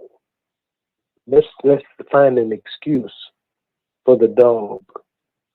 Something he must have did something to my dog for my dog to attack him. You know, a dog will attack you if he got a toothache. Yeah, no, man, ain't they do get toothache. They'll get toothache. Okay. They get nervous. They get every symptom that you get. Okay. What Don? I had a lot of. They have nervous breakdown. I'm just saying. I'm not that. I had a lot of dogs. Ain't now one of them ever told me they had a toothache now, Don. You know, I can't verify nor deny that. You ain't never asked them. I sure did. There you go. There you go. I can't. How they gonna answer? How they gonna answer you? Look here. I can't confirm. I can't confirm nor deny, brother. I can't confirm nor deny. So what I'm saying is like, if you, sometimes as a kid, I'd ride down the street on a bicycle and here come the dog. Yeah. Exactly. Okay. Yep. Or walk down the street and here come the dog. And you know what the best thing I can do? Get to stepping. I guess we've learned how to outrun dogs. But this man, this situation here is, you telling me that the dog attacked the man. Yes. Okay. Now, regardless, what the owner, and I'm not trying to analyze it, I'm just doing my part. The owner, only thing he knows is that's my dog. You shot my dog. I'm not going to ask you why. The last time I seen my dog, he was alive. You kill him, I'm going to kill you. Wow. Spur of the moment. And spur of the moment. Yeah. And I can definitely agree because that dog belonged to me. I'm going to read this, what Public Citizen said. I'm going to read this, Enrico. I'm coming to you. In my mind, this goes back to the question of why do some people have such poor anger management skills? I think child abuse and all the trauma from corporal punishment has a piece in it. Rico, what do you say to that? That's true. I mean, like I said, we get programmed a certain way. The way if that guy was a Debo, he was brought up that way with that mindset. I said that earlier. And the thing about it is we got to always remember that we are human beings, and there are, that could be thousands of different emotions. Then throw adrenaline on top of it. You know what I'm saying? I mean, some people may cower down in other situations where people get mad and get brave. And then Dawn said something serious, man. I mean, you know, think about a toothache. A toothache, man, that would aggravate you. It would aggravate you, but it will make some people cry. Then it'll make some people get aggressive. Oh, they'll get mad because of this toothache, man. They get frustrated. And then it turns into something else because they aggravated. They're frustrated. This toothache hurt. They don't feel like being bothered. Now they're on edge. They ain't had no sleep. They all in their emotions because of this physical thing that they're going through. It has their mind in another direction. So now they can't cope. They can't deal with you the way they want to. They get reactionary. They get impulsive because of those emotions. So now here it is. You see somebody just shoot your dog. Now I got to correct you on. I think it was Curtis said that about how dogs want to attack you, man. There's a lot of vicious dogs out there that will attack you just because. Yes, exactly. I've seen plenty of them, man. They ready to go, whether you're another dog or whether you're another human being, man. They want that action, and they will come for you. Yep. And some of them have been raised that way. Some of them is just in them, you know. But that's the thing about living creatures. You know what I'm saying? Every living creature is not going to have the exact same emotion. It's not going to react the same way. But, you know, that Debo mindset, you know, and the reason why I said that could have been a possibility is because I remember I had a neighbor one time that had 3 bad sons. I mean, all of them were bad, man. And they used to like to come around to my backyard and throw rocks at a dog that I had. And I stopped them. I was like, look, man, y'all need to quit going back there messing with that dog. I didn't, you know, get on to him no other kind of way. I said, look, man, y'all need to quit doing that. The dog gonna get loose one day. One day they went back there messing with it, and the dog got loose and jumped the fence and went after him. And so I tried to catch the dog. They came back with their daddy. He had a look on his face. He wanted smoke. Yeah. And he wanted smoke, and he wanted his boy to see him get the smoke. Because they done went back and told him somebody dog done got loose. So when he came around, I was like, look, man, I said, your boy be coming back here messing with that dog, man. That dog done jumped the fence. I done told him a couple of times to quit coming back there throwing rocks at it. Man, that dude wasn't trying to hear nothing I had to say. Even though his boy was in the wrong. Because he wanted his boy to be the terrorizers of the neighborhood. He wanted boys to be boys. And I'm going to tell you what was really funny. I ain't going to say funny about that. What's sad about it is later on down the road, them boys suffered the consequences that I thought they were going to suffer. One of them is dead now, and one of them in prison. The main two that were the worst ones, they suffered from that way that he raised them. But see, that was the way he was brought up. He don't take no stuff from nobody. And sometimes when you brought up to take stuff from nobody, even when you wrong, you ain't going to take no stuff. So, I mean, you know, we got to understand that every human being is brought up the right way. And then at the same time, all these different humans on this earth got so many different emotions and different ways that they react. Like I said, you got some cowards, you got some people that are brave, you know, and nobody's going to respond the same way. You got to be prepared for whatever happens.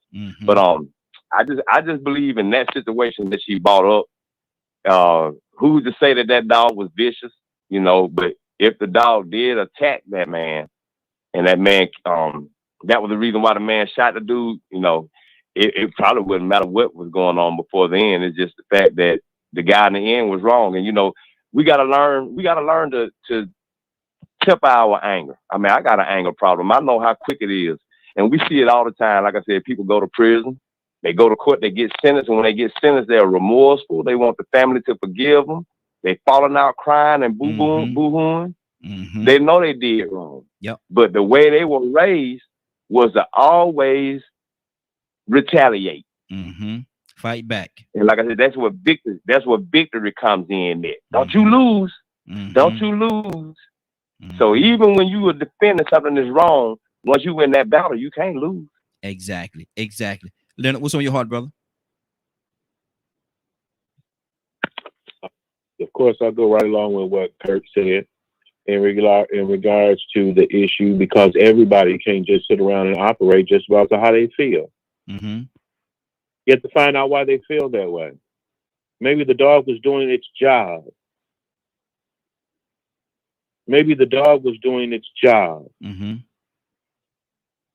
If you come with the dog was a guy in the person's yard or what, there are other factors that precipitated this issue. If I'm already mad at you, maybe shooting my dog was the last draw. Mm-hmm. We never know what happened. Like Rico just said, a story about kids antagonizing the dog. Mm-hmm. You can't just look at things your way and expect everybody to accept that, because that's not what life is. There are other factors that must be taken into consideration. The less evolved people are going to stick to their way, and they want their way all the time because they believe their way is better than everybody else's way. Mm. And I could agree with people who understand about living in a civil society and about respecting others' property and everything. There are some people will argue with you that, you know, just because your son was on my property with a gun last night don't mean you had to shoot him. Yes, that does mean that. He was just, they was just, you know, breaking into the house. You didn't have to shoot. Yes, I did have to shoot them. That is exactly what you would expect to happen. You were trying to break into my house, and so I shot you. Why you crying, I don't know. Because I was over here fine, but because you had no respect for me, my property, or my things, you're shot. I don't want to hear about how you was raised. I don't want to hear about any of that. One thing that we could have predicted was going to happen was that you were going to be shot, and you knew you shouldn't have been there. So when we're talking about, are we just going to look over? No, we're not looking over anything. We're considering everything. We're not highlighting what you choose to highlight. We're looking at everything. That man is in jail because at that point in time, there was probably no imminent danger to him. So, because the dog had already been shot. The man is in jail because there was no imminent danger to him when he took this action.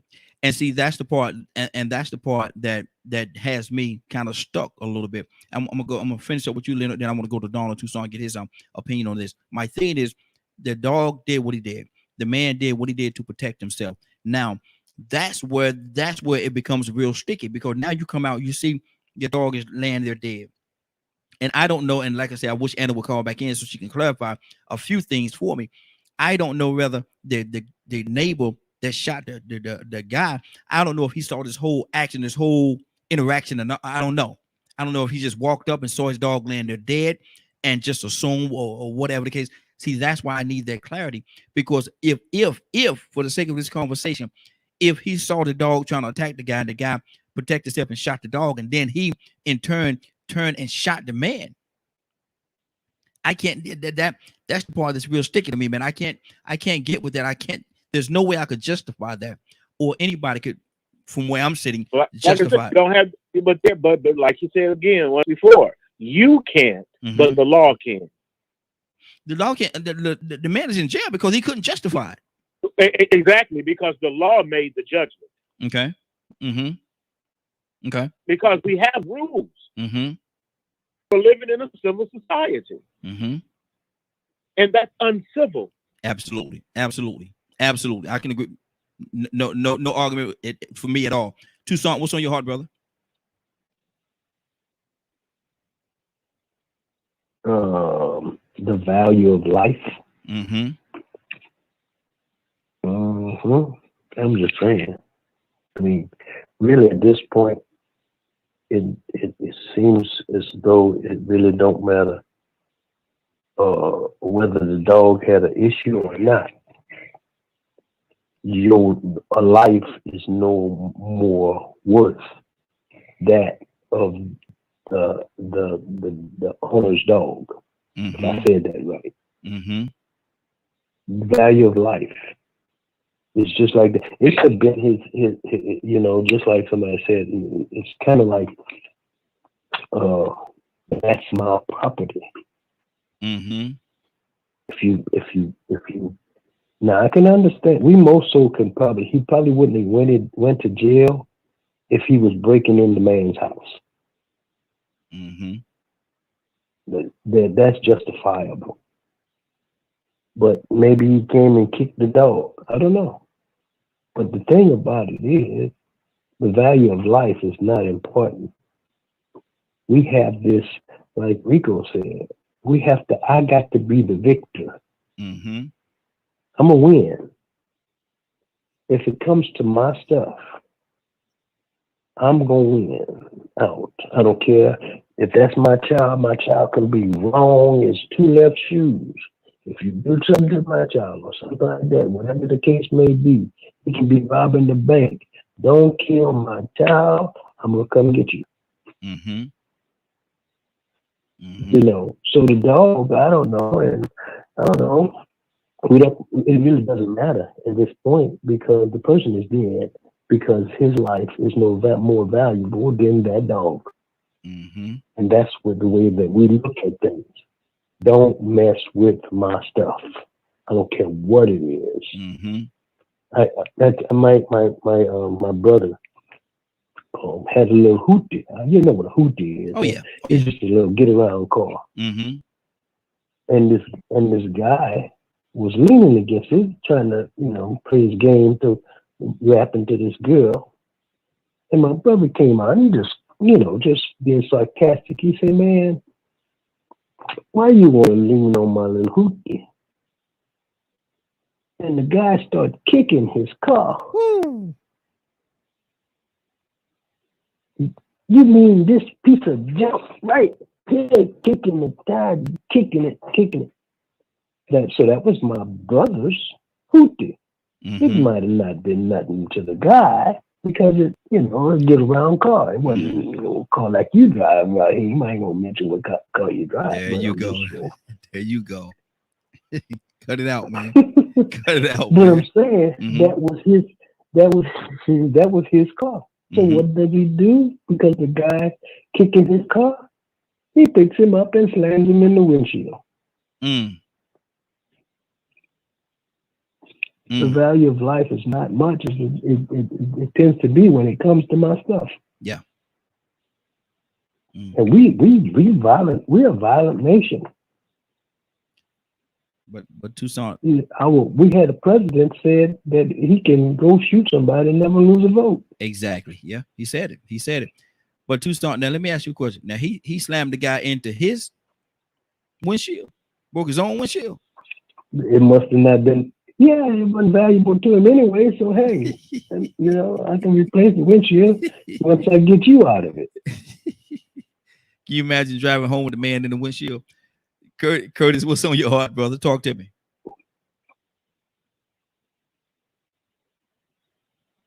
Kurt, you there? Yeah, I'm here. What's on your heart? Man, in this city, man, growing up, man, I seen people get killed over parking spaces. I seen a dude get killed right in front of my face, man, over a parking space. But when you really looked at why he got killed, the man who killed him was angry, man. He was angry. There was underlying issues there. They had some words before. They used to always be arguing all the time. Every single time he was at the bar, there was some things you could count on. You could count on such and such to have an argument. That was a guarantee. It might, people might step in and break it up or whatever, and it don't get to a fight. But they was always arguing, always at each other, dope. Per se, you know what I mean? Yeah. The situation that we dealing with today, I still have to wonder.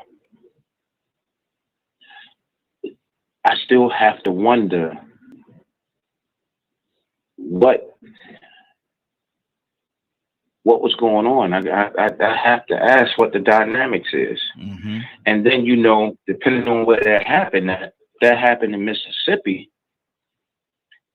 The process of that man being locked up, that's just part of the process.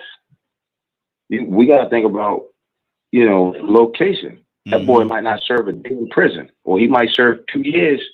They might not even charge him with murder. They might charge him with manslaughter. He might serve the time that we all thinking he gonna get, he might not get one day of that. Because in certain states, like we said earlier, the animal holds more value than the human. So they might go before a judge, and the judge is saying exactly what I'm saying. What did that man do to that dog to make that dog attack him like that? Do we have any other reports of that dog being a menace in a neighborhood, attacking other people, killing folks, for example, killing folks' animals? How well trained was the dog? There's a whole lot of questions that can be asked. Was it a service dog? There's a whole lot of questions that can be asked that man might not serve. He might serve 2 years. It's just like when you was talking about the Rottweiler that you had. That Rottweiler understood that he was a part of your protection.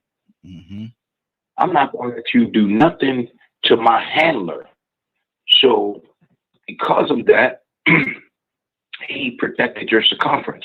Whenever you walking with him, no, you can't come over here. No, So it ties into what Leonard was saying. Your Rottweiler was doing his job, what he felt was his job. Ties into what Rick was saying. Dogs are intelligent life forms. They are. You know,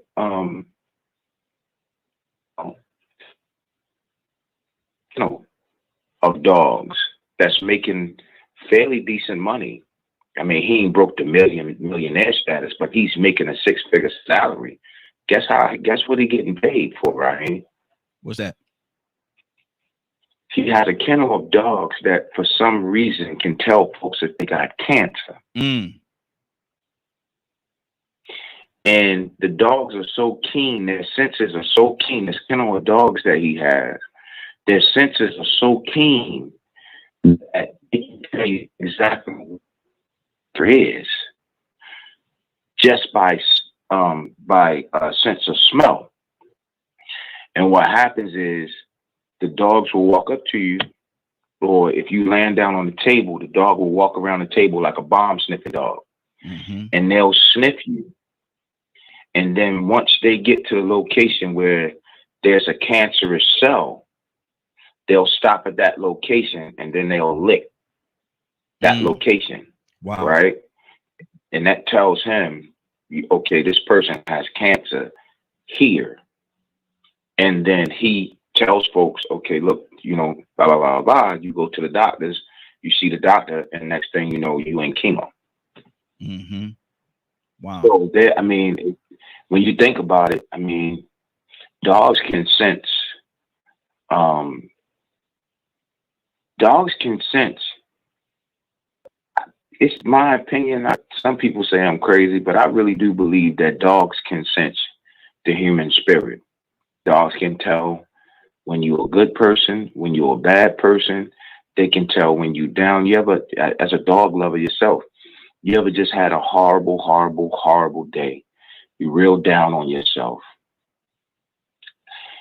And when you get in the house, that dog may just come and just look at you in your face and then lay down in your lap. Oh yeah, they can tell certain things. He can sense your spirit. He can sense your spirit, and I do believe that you know there was something going on. There was something going on, man. Unless the dog, now we do know that pit bulls are bipolar. That's what they say. They say that pit bulls are bipolar. So we do know that they could have a tendency to snap. Okay. Hold right there. Let me pull some more people into the car. Hold on 1 second. Rico, what's on your heart, brother? I think to a certain extent, all living things are territorial, even weeds. Weeds can get territorial over grass. Cats can be territorial, birds, sharks, you name it. Dogs are territorial. And sometimes, even with those different territorial dogs, some know to just be protective of their area, their yard, within their fence or whatever. They know not to go outside this yard with that. Then some just feel like anywhere they are, they run the show. I'm the big dog. So now you got some service dogs that feel territorial. Mm-hmm. The point I wanted to make, I didn't want to forget this point. The dog whisperer. Yes. Had a dog in a restaurant one time that snatched a girl, pit bull. No reason. Well, the little girl was just walking by. Maybe she smelled good or smelled like baby milk or something. I don't know what it was. But that dog snatched that baby. The dog whisperer now, this man here got a TV show because he could talk to dogs. He could change them. When people can't control them, he could control them. Yeah. But I did see a couple of dogs he couldn't do nothing with. They were just vicious. Even the owners were afraid of it. You know what I'm saying? That they had to conform to that dog. They had to get that dog his way and let that dog do what it do. And if they went against that dog's wishes, it might retaliate against them. So, you know, some things don't have any limits. Humans are the same way. We go to Iraq and bomb and take people oil, and we go to Libya and kill people because they want to go to the gold dinar. You know what I mean? So human beings and living things are territorial. So we got to understand that is another trait. Another behavior that we have to deal with all living things. And we know this. We know about all these different behaviors. So, you know, like Curtis, if something happened, you know, we just don't know what happened. But I guarantee you that the man that's going to prison for killing that man, he's going to have enough time to regret going that far. And that's the thing about it, is that sometimes it takes us to breathe, count to 10. That's why they say count to 10 and breathe. But you know, it really just depends on your mindset, your value system.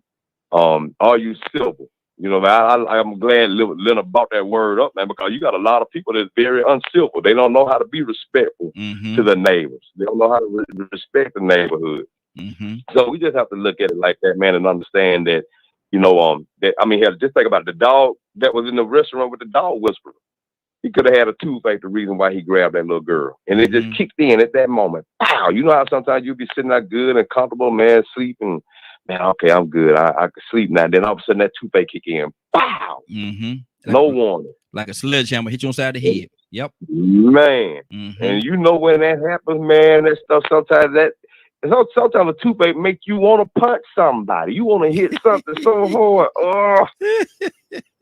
So, you know, those reactions, you know, sometimes you don't have time to think and say, well, you know what, don't respond, because you were caught off guard. And you responded with your emotions. You didn't count to 10 because you didn't have time to count to 10. That toothache didn't give you no warning when it hit you like that.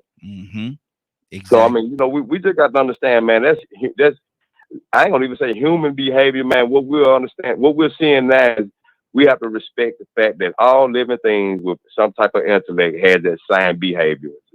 Like I say, all animals have the tendency to be territorial. So we always got to remember that. But look, I don't want to change the subject, man. But look, I wanted to bring up something. I saw that testimony from the police officers yesterday from the Capitol riots. Yes, man. And I'm still trying to figure out, once we hear the testimony from those Black and Latino officers, and we hear the testimony from the white officers saying all those guys were like, hey, man, you one of us, you our brother. When he heard them saying all the stuff towards the Black officers, put that gun down and I'll show you how we'll treat an N-word. Man, all that stuff that was said, and then you got the Republican, the senators and congressmen that don't want to come to the hearings and don't want to hear none of that. They still trying to side or minimize what's going on. I'm trying to think, man, when are we finally going to try to start disassociating ourselves from these people and their belief system? I mean, we got 2 or 3 options, but one out of those 3 options, what we're doing now can't keep going on. No. It can't keep going on. We can't keep on sitting back acting like these people don't exist, and we can't keep giving them a free pass. I mean, these people are in position of power, and they're showing us left and right, we support these races, and we're going to deny they was racist until the people that were experienced to come out and tell us to our face that they were saying racist things, and we still ain't going to show up. We ain't got time to hear that. We ain't got that. That's the way they thinking. I ain't got time to hear that. I got other things I need to do. When are we going to finally, as Black people and people of color, start organizing and structuring ourselves differently? I mean, we got to have, man, we got to come together and do something, because If you listen to that testimony yesterday, man, and then you know everything that's been going on since the Capitol riot, how they had to, they were trying to deny that it was any racism involved, and these were just patriots and this and that. Man, when we see this and know what's going on, and then see the people that's condoning it and letting it happen, what we're gonna do? We're gonna keep on just complaining and talking about it every day, because something different got to come. Something different got to happen with us. It's I say there's a huge cancer in our communities right now that's being overlooked. No treatment, nothing. It's being overlooked, and is having the opportunity to run rampant in any way that it chooses to do so. Leonard, what's on your heart? It's I like of course I like my man that comment on the show, Public Citizen. And something that he said, which he knows I'm a strong proponent of. You have to understand that everything plays a part in what happens. So when we're raising children violently, they react to the world around them this way, a lot of them. This could carry on into adulthood and everything else, where there are some people who believe that it's okay to do whatever they want to do, regardless of other people. A lot of people now have no religion, they have no moral values, and no code of conduct. So they act purely on their emotions. The law sometimes kind of prevents people or makes people think, but there has to be something inside of you that says, like Rico said, count to 10. One of the things that my mother used as a discipline tool was count to 10. And that gives you time to take breaths, to calm down, and to really think about your next move. Because I don't, when we have these stories and things like that, and people come back and tell you, they always say, well, you know what? I was immature then. You know what? I shouldn't have made that decision. How do you know that after the fact instead of before the fact? How come all of a sudden, looking back now, you can make a better decision? We have to train people to make the best decisions before these things happen. The first time. Yes, because that is called development. How do you mature and develop? We're dealing with kids in development. They don't come with skills and values and ethics and knowing how to play with others and everything. They don't come to school that way. They learn that based on their relationships with other students. And the teacher teaches them lessons along the way. And so we have to understand that it's just not normal for everybody to be walking around, everything is okay, this is a great utopia, and ain't nobody gonna do nothing to nobody, or they just completely crazy. No. They are a sum of those things that have happened to them. I can't expect, everybody's excuse a lot of times, even when you're in the courtrooms for murder, the excuses be so lame. So lame, so elementary, so small, so immature. Oh, I was raised in a bad neighborhood. What does that have to do with anything? Oh, my father wasn't in my life. So somehow, because your father wasn't in your life, you now can behave like a pure menace to society? Is that what you're thinking? Is that what you actually believe? Or did someone tell you that? Or did someone give you the impression that it was okay to use that as an excuse for your behavior? So we have to think about that. Even when you do everyday deals or whatever, like my man said, I've spent my life trying not to align myself with individuals who do not know how to behave themselves. If we supposed to be quiet and you keep talking or whatever, and you can't control your mouth, I don't fool with you no more. If you tell me one too many times, man, I don't know what happened, I lost control, I can't fool with you no more. because you don't have control over yourself. And this is a problem. People don't have control over themselves. Exactly. Wow. And I want to go into we got another caller before I do that. I want to go into the mental health and how what part that plays in. But right now we got another caller. Caller, what's your name? Where you calling from? This is Gregory Hans out of Stone Mountain. Bishop. Good. What's on your heart, brother? I know you've been listening to us for a minute, brother. What's on your heart? What do you say to that? I mean, well, you know, as I was listening to Leonard, he was speaking, he speaks so, you know, well, and he speaks so real. But I'm not familiar with the topic. It's a very specific topic. I know it's, you know, Wednesday. Mm-hmm. And so where do I go? Where do I come from? I'm gonna go back to what we talked about a little bit. Annie brought a conversation to the broadcast. And I want to hear from the law enforcement side of you. There's a pit bull went next door and attacked the man that lived in that house. The man, protecting himself, shot and killed the pit bull. The owner of the pit bull came out and shot the man and killed the man. Bishop, how much do we value life? Was there any value placed on the man's life that was killed? Or what do you think in your law enforcement side? What happened there?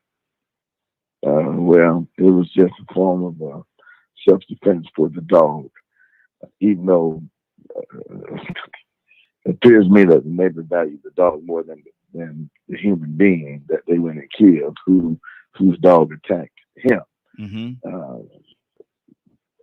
I can't say I would automatically attack a dog when that shoot and kill a dog that attacked me, but I would try to fight him off and then let the law take it from that perspective, because you know, animal control can come in and retrieve the dog, get the dog, and then he hasn't incurred the bill. But from the legal side, the person that shot and killed the man is going to be the one to go to jail,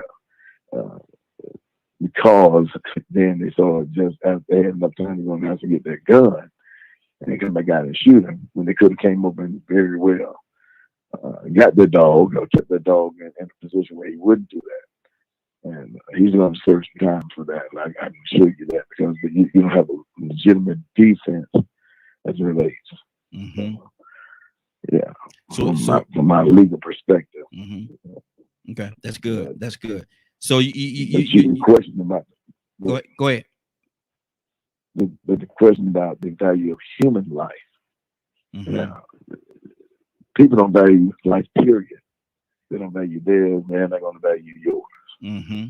And this is a society where we live in. You know, I'm always lean back to the word of God. The Bible says, evil men that seduce shall wax worse and worse, deceiving and being deceived. So we're living in a time, man, that the prophetic words from the old prophets are now coming to fruition. You know, the Bible says this, because of iniquity shall abound, the love of many shall rise cold, meaning sin is growing every day. So my love for you or someone else dissipates or starts to diminish because of what our society is leading us to. Now, you know, I'm using that as an example. Mm-hmm. But, you know, I love you. You know, I love you to the world and back. So, yes, sir. You know, at the end of the day, everybody doesn't have that God zeal, the love or compassion for humanity. And it's unfortunate, going back to the dog getting killed. But until you're put in a situation, I'm not going to Monday morning quarterback land. Mm-hmm. Say he was wrong for shooting. Yeah. Until you put in a situation, you don't know what you're going to do. Mm-hmm. And you may do the exact same thing he did, or you may do something altogether opposite. You Absolutely. don't know. But for that person, the dog owners to go and get the gun and kill the man whose dog attacked the man. Mm-hmm. Yeah. He has to pay. He has to pay the greater penalty. Exactly. Public Citizen, he wrote this right here, and I'm gonna read this, and I'm gonna go to Donna Tucson. Donna, you with us? Donna, you with us?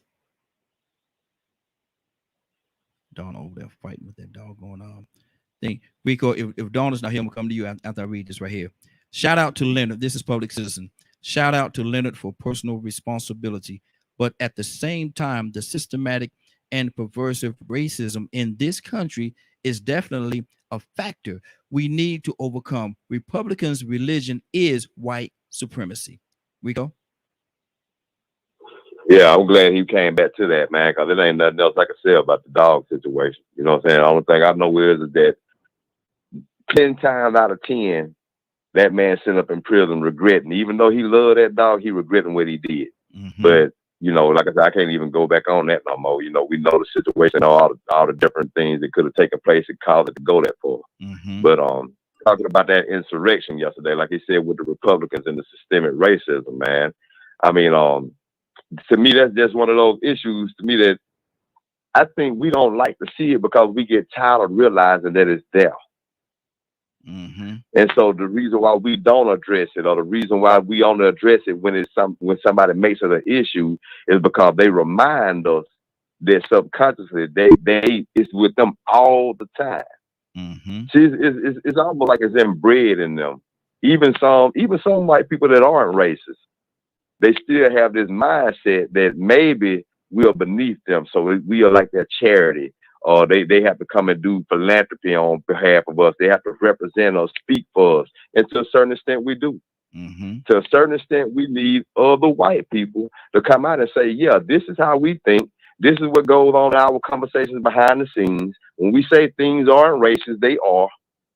We just don't like to admit they are racist because it sounds so primitive and ignorant and immature, but we do.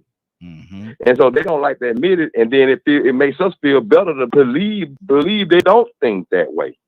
Mm-hmm. But then all of a sudden, you start hearing from people. Man, I can imagine those cops. One of those cops said that he had never been called a nigger in his life in his whole 40 years of existence until he was at the Capitol that day. Exactly. Yep. In a uniform. Mm-hmm. In a police uniform. Oh, we law and order. Mm-hmm. So now I'm gonna ask everybody. You know what I'm saying? Because us black people, we so big on being successful and being financially literate and this and that. Man, we so far past the race issue that we feel like for us to make it in society and to be better off is to grasp on and get on the train and roll with the punches. Mm-hmm. But like I always said, get some of that Jay-Z money you want to, and let one of these old redneck hits pull you over on a back road and know who you are. Your billion ain't gonna save you. No. You can holler all day long. Hey man, I'm Jay-Z. I'm the number one hip hop. I'm the number one earning hip hop artist on Forbes list. I'm the first one to make $1 billion. I don't care, nigga. Mm-hmm. Mm-hmm. They don't care. But see, we don't like to realize that is really still the atmosphere we live in. Mm-hmm. So now you go and listen to that testimony yesterday, man. These people were law and order. They had authority. They had guns. And those people came in there and said, put that gun down, N-word. Mm-hmm. I'll show you what you is. Exactly. Yep. With your uniform on. Mm-hmm. So, you know, when I want to ask my people of color, when you say you want to be great, what is your definition of great? When you say you want to be successful, what is your definition of successful? Because to me, I ain't great or successful until I know that that this person is not going to violate me in those terms. Mm-hmm. Wow, that's good. Until I know that I can defend and stand up for myself. You get what I'm saying? Mm-hmm. Until I know I'm addressing the proper issues. Because there's a lot of issues that we avoid, and this issue been going on since before we were born. Yeah. It's still existing. And we're letting them dictate the narrative, and then all of a sudden we'll realize what it is. What's going on with the Olympics might be the same issue. Mm-hmm. These black women, you know, the system might be tired of black girl magic. Now they might be ready to go against it. And these black women, they catching it. Yep. Naomi Osaka, she catching it. Simone Biles, she catching it. These women dropping out Sha'Carri. Everybody, hey, look, hey, we gotta understand, man. We ain't dictating the narrative over here. We're over here playing somebody else's game. We got to find a way to make our own game and start playing it. Exactly. Gonna switch up a little bit. We got another caller. Caller, what's your name? Where you calling from? 816K with an E. Good deal. We're gonna switch up. We got a few more minutes before we get out of here. Actually, we got about 20 more minutes before we get out of here. And I wanna say something. Enrico, he touched on it a little bit. Sports. He touched on a lot. Yeah, exactly. Sports. And Rico, before you do that, Rico, I have to let you know that I'm great over here, okay? Lord Jesus, she just gonna come on the line and just gonna and talk when she want to talk and all kind of things.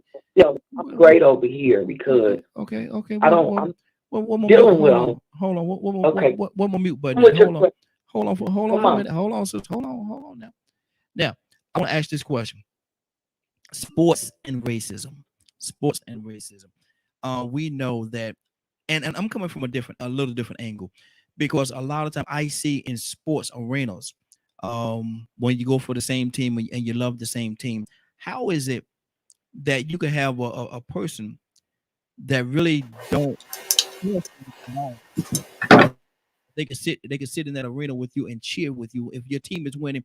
They sitting there, they high-fiving each other, and they having a high and a happy time, in the sports arena while the sports is going on, but they can walk out and the next day they can hate you.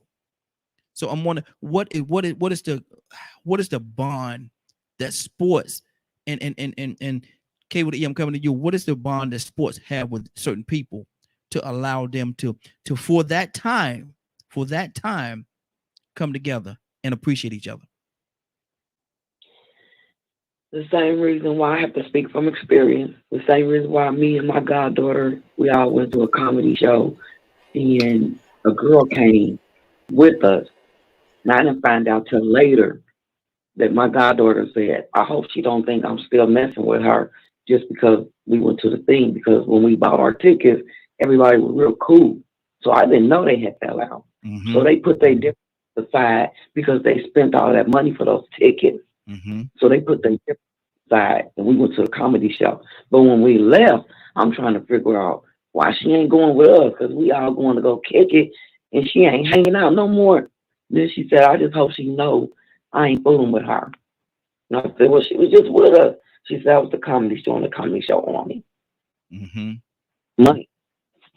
They spent that money. Mm-hmm. Wow. Okay. Tucson, what do you say to that? Why do you think there could be such camaraderie during the game, during the sporting event, but when it's over, when the sporting event is over, all the camaraderie, all that fellowship and brotherhood is gone out the window? What happens? We can hide our real feelings in the crowd. I'm just saying, we do it I don't know about where you fellowship at, but we do it in church all the time. Mm-hmm. we are hypocritical people, and like Kay said, when it comes to money, we set our differences aside, shall we? Mm-hmm. And look, you gonna stop working? Wow. No. No. I'm gonna show up to work every day. Every day. Yes, sir. And I know these folks don't care for me. Mm-hmm. So, but hey, you punch in the same clock I punch in. But when it comes to sports, some of these NBA and football, basketball, the owners, truth be told, some of them, they are more prejudiced than anybody. Yeah, absolutely. At a certain point, they didn't want some people on their team at all, until they found out that they could win better with them. Mm-hmm. That don't mean that they dropped their racism or their prejudices. That don't mean that. No. There's a dollar bill behind it. Mm-hmm. That economics. Go right back to the economics. Leonard, what do you say to that, man?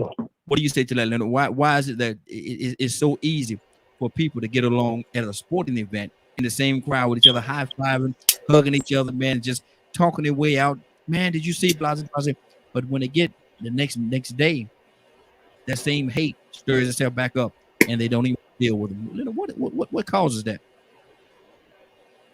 Well, that's easy to do because, can you hear me, Raheem? Yes. Okay, that's easy to do because the value is already. This is why we're here. Mm-hmm. We're on the same team when it comes to this. Mm-hmm. But see, when I leave the stadium or when I'm not in that arena or environment, it's back to business as usual. Mm-hmm. Like you never had somebody, you know I don't like you. You know this. Mm-hmm. Mm-hmm. You know I don't like you. Mm-hmm. But when it's time for us to do what we need to do, we can do that. I don't even have to like you. Mm-hmm. This is what real racists have had to learn how to do. Because now they can't do what they used to do. They still hate you, trust me. Mm-hmm. They just can't say anything about it. So y'all go to work and be civil with one another. I didn't say like one another. I said you be civil with one another. I don't care how much you don't like Muslims or Christians. You will remain civil here. See, it's okay for Muslims to kill Christians in some places. Mm-hmm. Simply because they're Christian. That's the only value. That's the only thing you need. Oh, you're a Christian. You should be dead. Why? Because you're not a Muslim. This is not hard to understand. Mm-hmm. Wow. So this is how people usually will operate. That's why you have to have those rules and laws that guide civic responsibility for one another. We not gonna like it's not set up for everybody to like one another.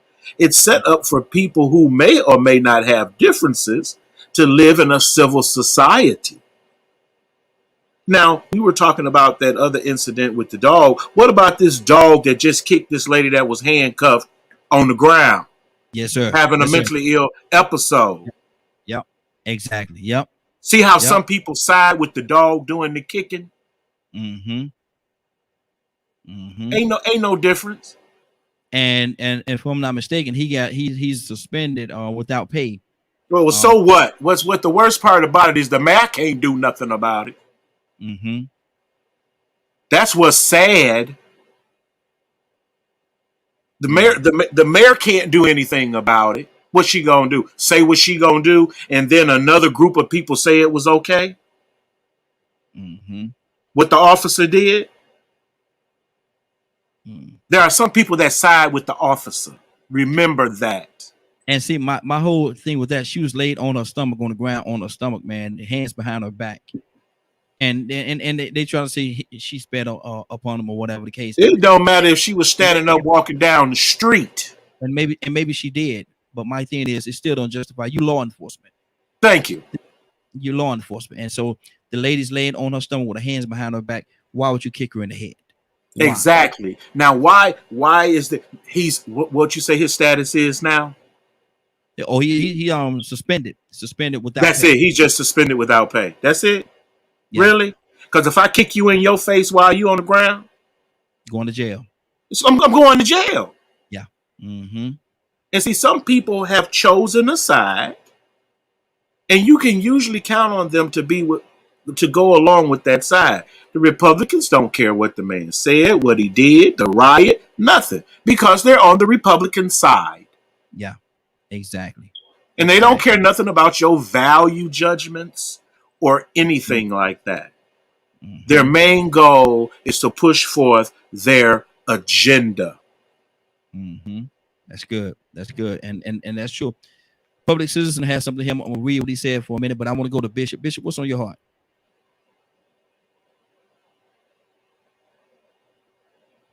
Bishop, you there? Yeah, good sir. Mm-hmm. What's on your heart? Mm-hmm. Caller, we come to you next. You just gave some information, man. You know how I feel about certain things. And I don't use the badge as a cloak to promote or invoke violence by any means. Mm-hmm. Anybody put on the uniform, their job is to protect and serve, and over excessive force and abuse is not permitted or allowed.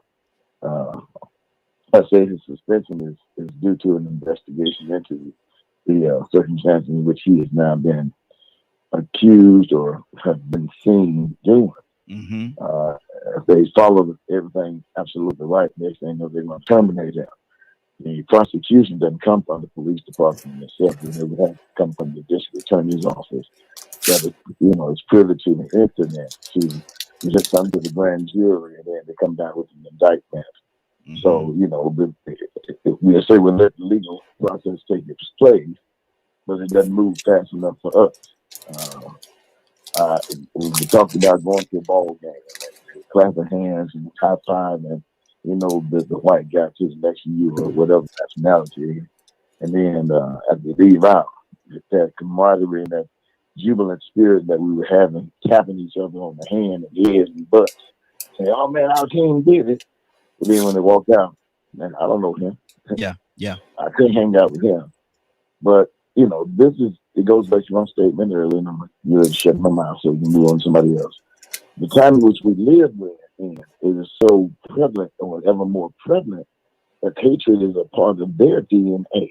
Mm-hmm. And you have no reason to be mad at me or jealous at me.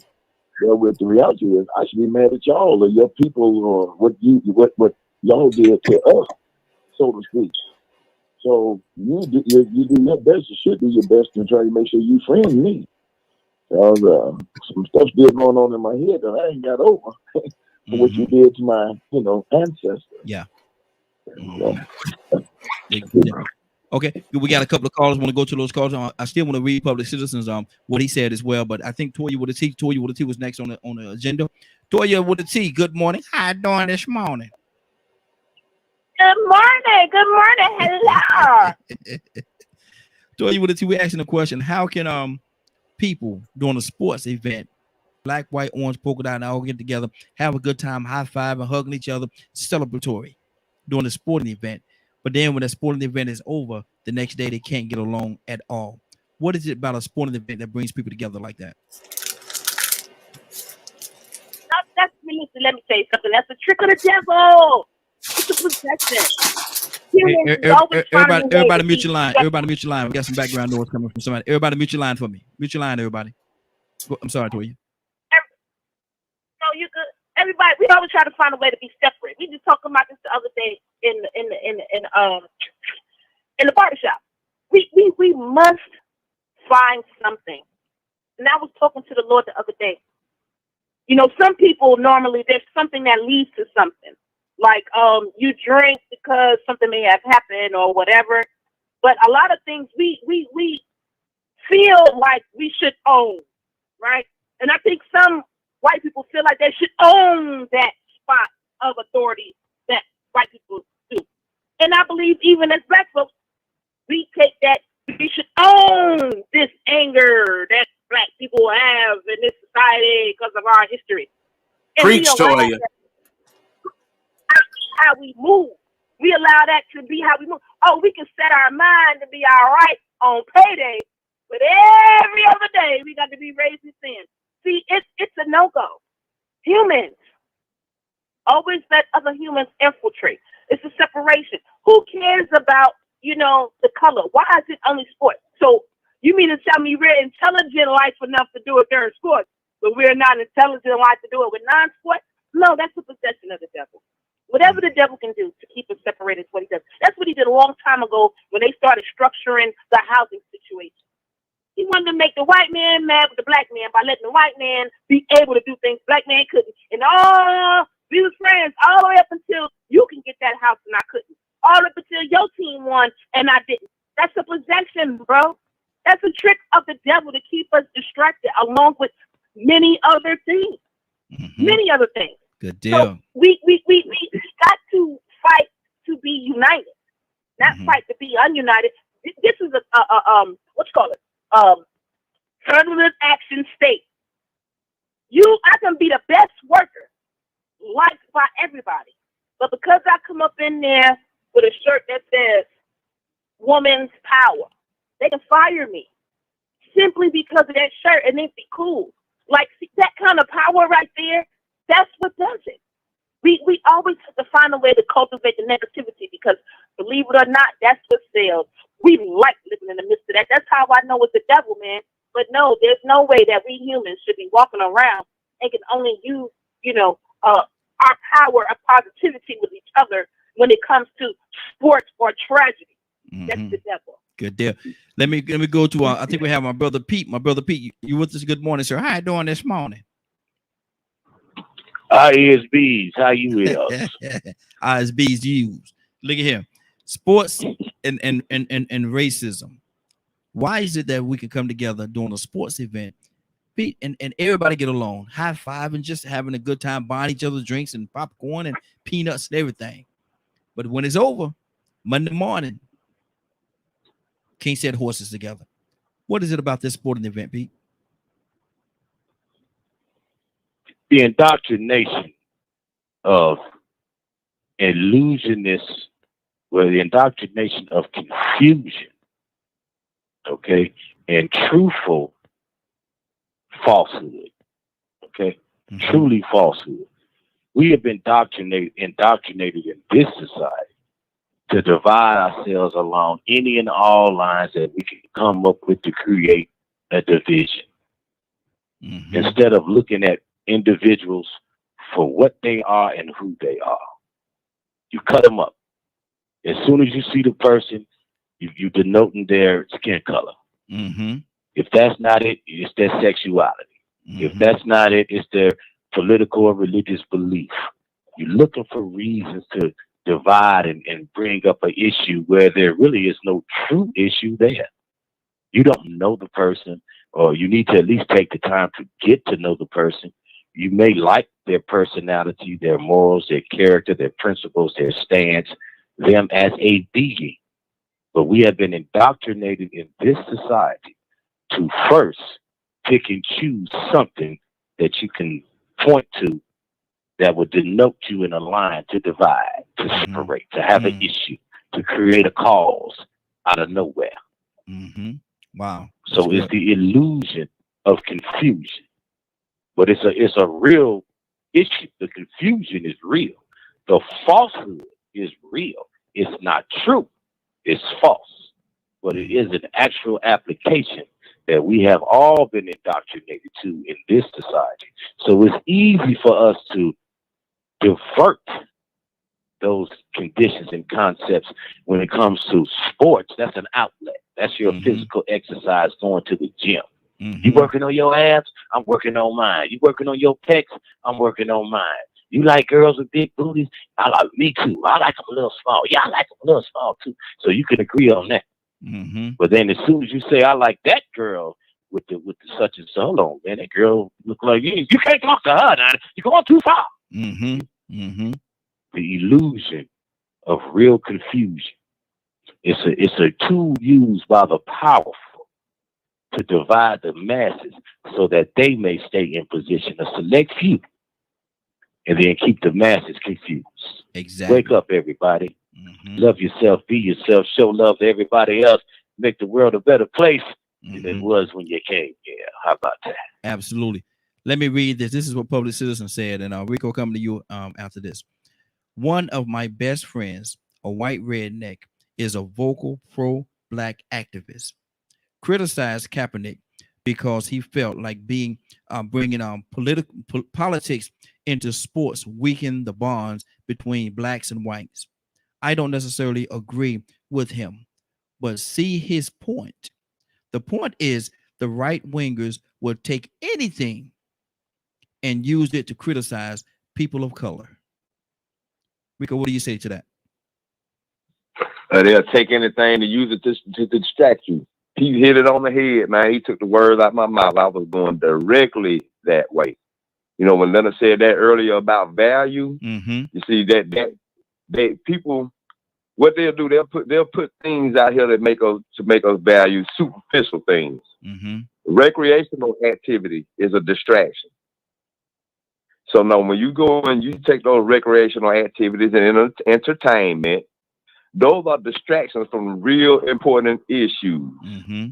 So now you can sit at this game next to this person, and they can put value in the Atlanta Falcons or whoever, and you can put value in the Atlanta Falcons and act like you, and I'm gonna say assume that they like you. Yeah, we clapping high fives and this and that, you know what I'm saying?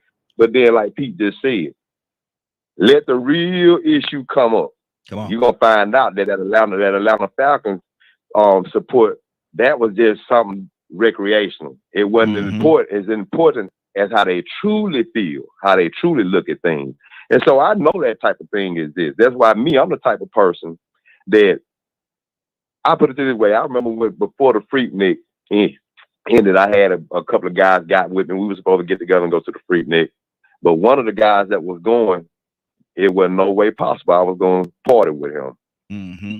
And I would have been, and the thing is if I would have chose to, either we were going to get into it, or we would have been in a situation where we were going to have to fake it. And that would have been too uncomfortable for me.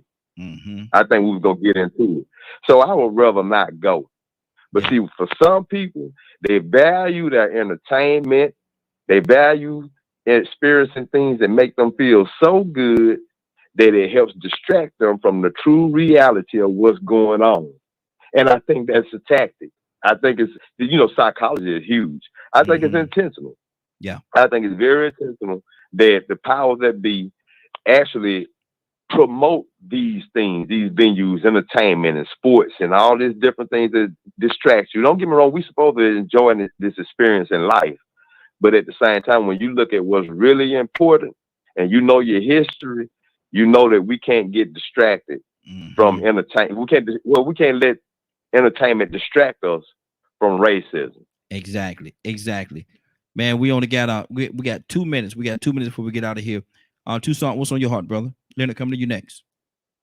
Dawn, are you there? Yeah. And sports can do some amazing things. I know 2 people looking for a job right now because one said something about their team, and they got into a heated conversation that turned into altercation. So not only can sports bring you together, but sports can start a downright brawl. Mm-hmm. Just because you're a fan. And you know the amazing thing about that? You don't get paid for it. Mm-hmm. And you see fights all over the place, but I see a lot of fights in them soccer, doing them soccer games all the time, man. Them guys be up in them stands, they be going at it.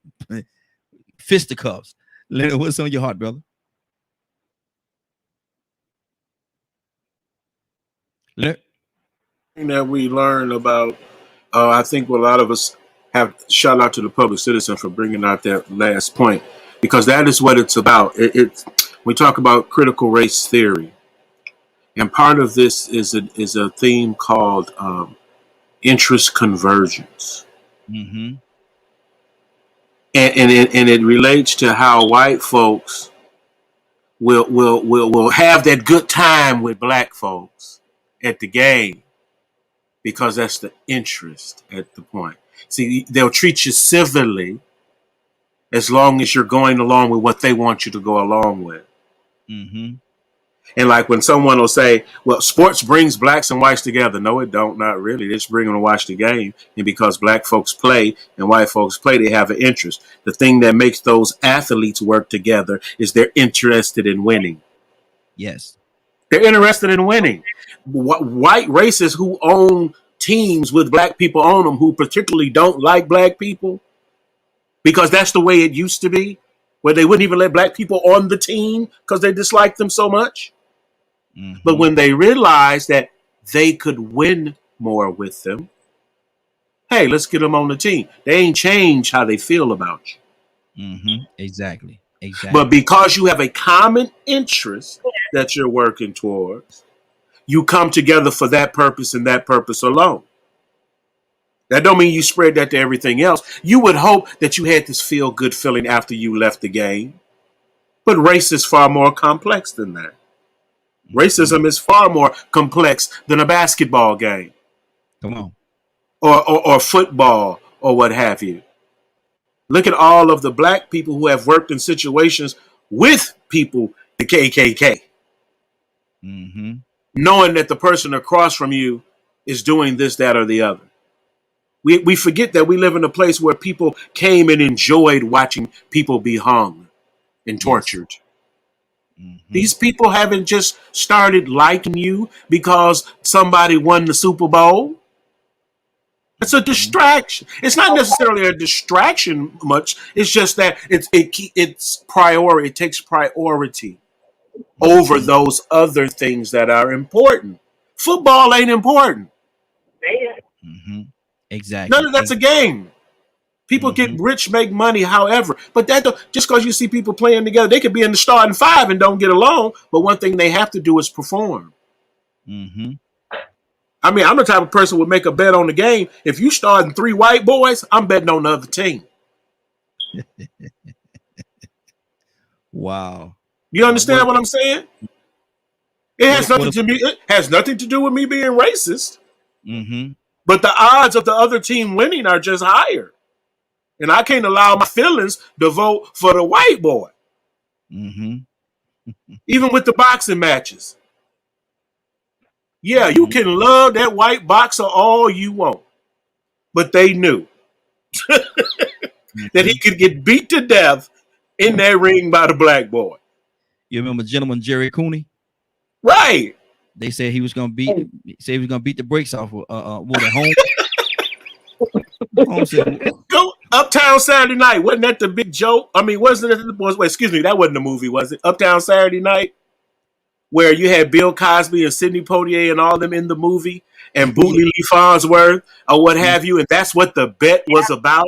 And the only reason why somebody would be betting on the white boy is if the fight was fixed or they convinced the black guy to take a dive.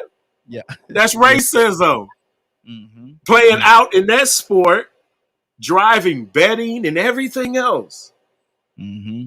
So we have to understand that a lot came into why we are, and it's going to take a lot to undo that. And we can't, like, I fought some people, like I get on your case all the time about certain things because you feel first. Yeah. You feel first. That's your method. I think first. You know, I have to be very clear about things first. Whereas you'll just dive in because you're a very nice person and you just talk to people and you know you don't care what kind of day they having. You just go in, you know what I'm saying? Everybody's not like that. Everybody's not Christian. Look at where my mute button at. Where my mute button at? Let me find my mute button. Lord Jesus. This thing done took a turn and took a left turn. You ain't even put no signal. Toy was here. We at 10:04. We got we should be out of here already, but I want to touch a few more people. Everybody keep it real quickly for me. Toya, what's on your heart? Hey man, Linda said a lot. You know what I'm saying? Everybody got to learn how to stick their lane, and unfortunately, they think that sports is our lane. Leonard just said it. Black people good at sports, white people good at running the world. And with that being said, everybody got their lane. And if you know the lane, you already know how things are going to go. Don't bet on the white boy. White boy can't jump. Don't bet on the female playing football because you already know she ain't got the power of a man. Like, we just got these things that we already know whose lane is what. And a lot of people expect us to stick to it. So at the end of the day, I think white people feel like, and I heard the black people say this the other day, black people can never rule the world because that's not their lane. They good at running. And white people will never rule sports. That's not their lane. Their lane is ruling the world. And I had to ponder on that for a while. But it's facts. Everybody got their lane, and some people just enforce it more than others. Pete, what's on your heart, brother? I don't have really too much to say. Everything has been said. I would simply say, articulate the subject matter if you can. Hopefully you can. And treat people like you want to be treated. Identify who and what they are, and if you can exist and interact with them in a peaceful manner as much as possible, please do. And whenever you encounter someone that is abstract or has an offense to your existence, you have no duty or responsibility to tolerate, accept, or entertain that at all. If you choose to ignore them, bless you. If you choose to say something good or bad, whatever. If you choose to slap them to their face, their head turns around on their neck, great. And if it's just to the point where you can't take it no more, you want to blow their head off, God bless you. Kill them and all of their family members and make the world a better place. So that Lord. would be my last statement on that subject. Lord Jesus, we just took a huge left turn. He's talking about blowing people's heads off and killing them and all kind of. Lord, my Jesus, bless the Lord Jesus. Oh, I'm sorry. I forgot to say, and if you can, pray to God first before you do it. Make sure your aim is straight and that what you put out finds its target. Where's my mute button? Where my mute button at? Well, look at where is my mute button? Lord, my Jesus, where is my mute button? Now, who else we got? Let's go with K with E. We got to go with somebody that's gonna pray right now because, whoa, Lord Jesus, he put something out there. K with an E, you there?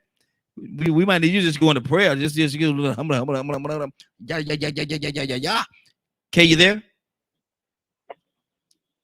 K can't find a mute, but we ain't got time to wait for you today, K. We got to keep you moving. Donald Toussaint. K laugh. K laugh. Yes, exactly. Donald Toussaint, you there?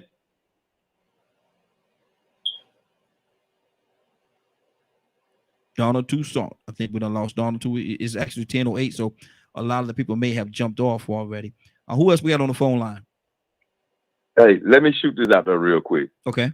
Right? White people are not the best at running the world. They are the best at ruining it. They are the best at terrorizing it, destroying it, polluting it, and confusing it. Ain't nobody else had a chance to run it. They are the best at making weapons to control it.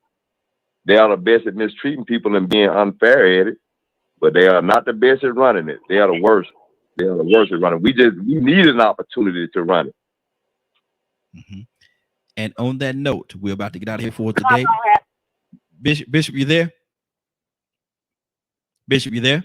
Yeah, I'm here. Okay, hold on for a second. I'm gonna let you pray us out. Leonard, what's going on at 3:00 today, sir? If you did not get a chance to hear this show in its entirety, log on to www.dkmmediagroup.com at 3:00 Eastern Time. Bishop, can I get you to pray us out, sir? Yes, sir. I just thought we would come before you at this present hour, giving thanks and praise to you, Lord, for all that you do and have done. Bless Father God, as you continue to bless DKM Media Group and associates. Lord God, as we come and we present our views and opinions as it relates to issues that we face on a daily basis. We ask, Father God, if you would comfort our hearts, mind, give us strength, Lord God, where we're weak, and build us up what we've been torn down. Order our steps, Father God. And let us make the right conscious decision that we may be able to be better citizens and be pleased in your sight of our actions and ways. That's Raheem, Lord God, as he continues to come forth with the vision of topics. Bless his desires to build and to unite and to navigate. And we ask this prayer to be your will in your name, Christ Jesus our Lord. Amen. Amen. Amen. And I'm gonna read what Public Citizen said. He had another comment here. I want to read what he said. He said, yes and no. Hopefully we can get beyond all this race nonsense someday. Hopefully we can get past it one day. It's what he said. So my prayer as well, brother, we can come together and get along and live in harmony, in a perfect harmony. Is that reality? I don't know. But that does not mean I'm not going to stop praying for it. I still pray for it, whether it happens or not. In my lifetime or my grandkids or my great-grandkids' lifetime, I pray it does. But I would like to see it too. I really would like to see it. Time to get out of here. It's 10:10. It's been a great broadcast. I want to thank everybody for joining us. And more than that, I want to thank you for allowing DKM Media Group and associates and the Morning Glow for being a part of your day. It is now 10:10. You're about to exit the Morning Glow. But before you go, I want you to do me two favors, if you will. One, I want you to continue to pray for us because we're certainly praying for each and every one of you. Number two, why this is real simple. I want you to go out there, find somebody and give them a hug because you never know. It could be the only hug that they get, or it could very well be their last. Love you, and ain't nothing you could do about it. Have a great day and a better tomorrow. Now we shine some of this light on you from the Morning Glow. Take it out there into this wicked and cruel world that we live in and let your light so shine. If you get an opportunity to give somebody some love, you just might find some love in return. Won't that be a beautiful thing? Love you. Take care of each other and be blessed. Have a great day.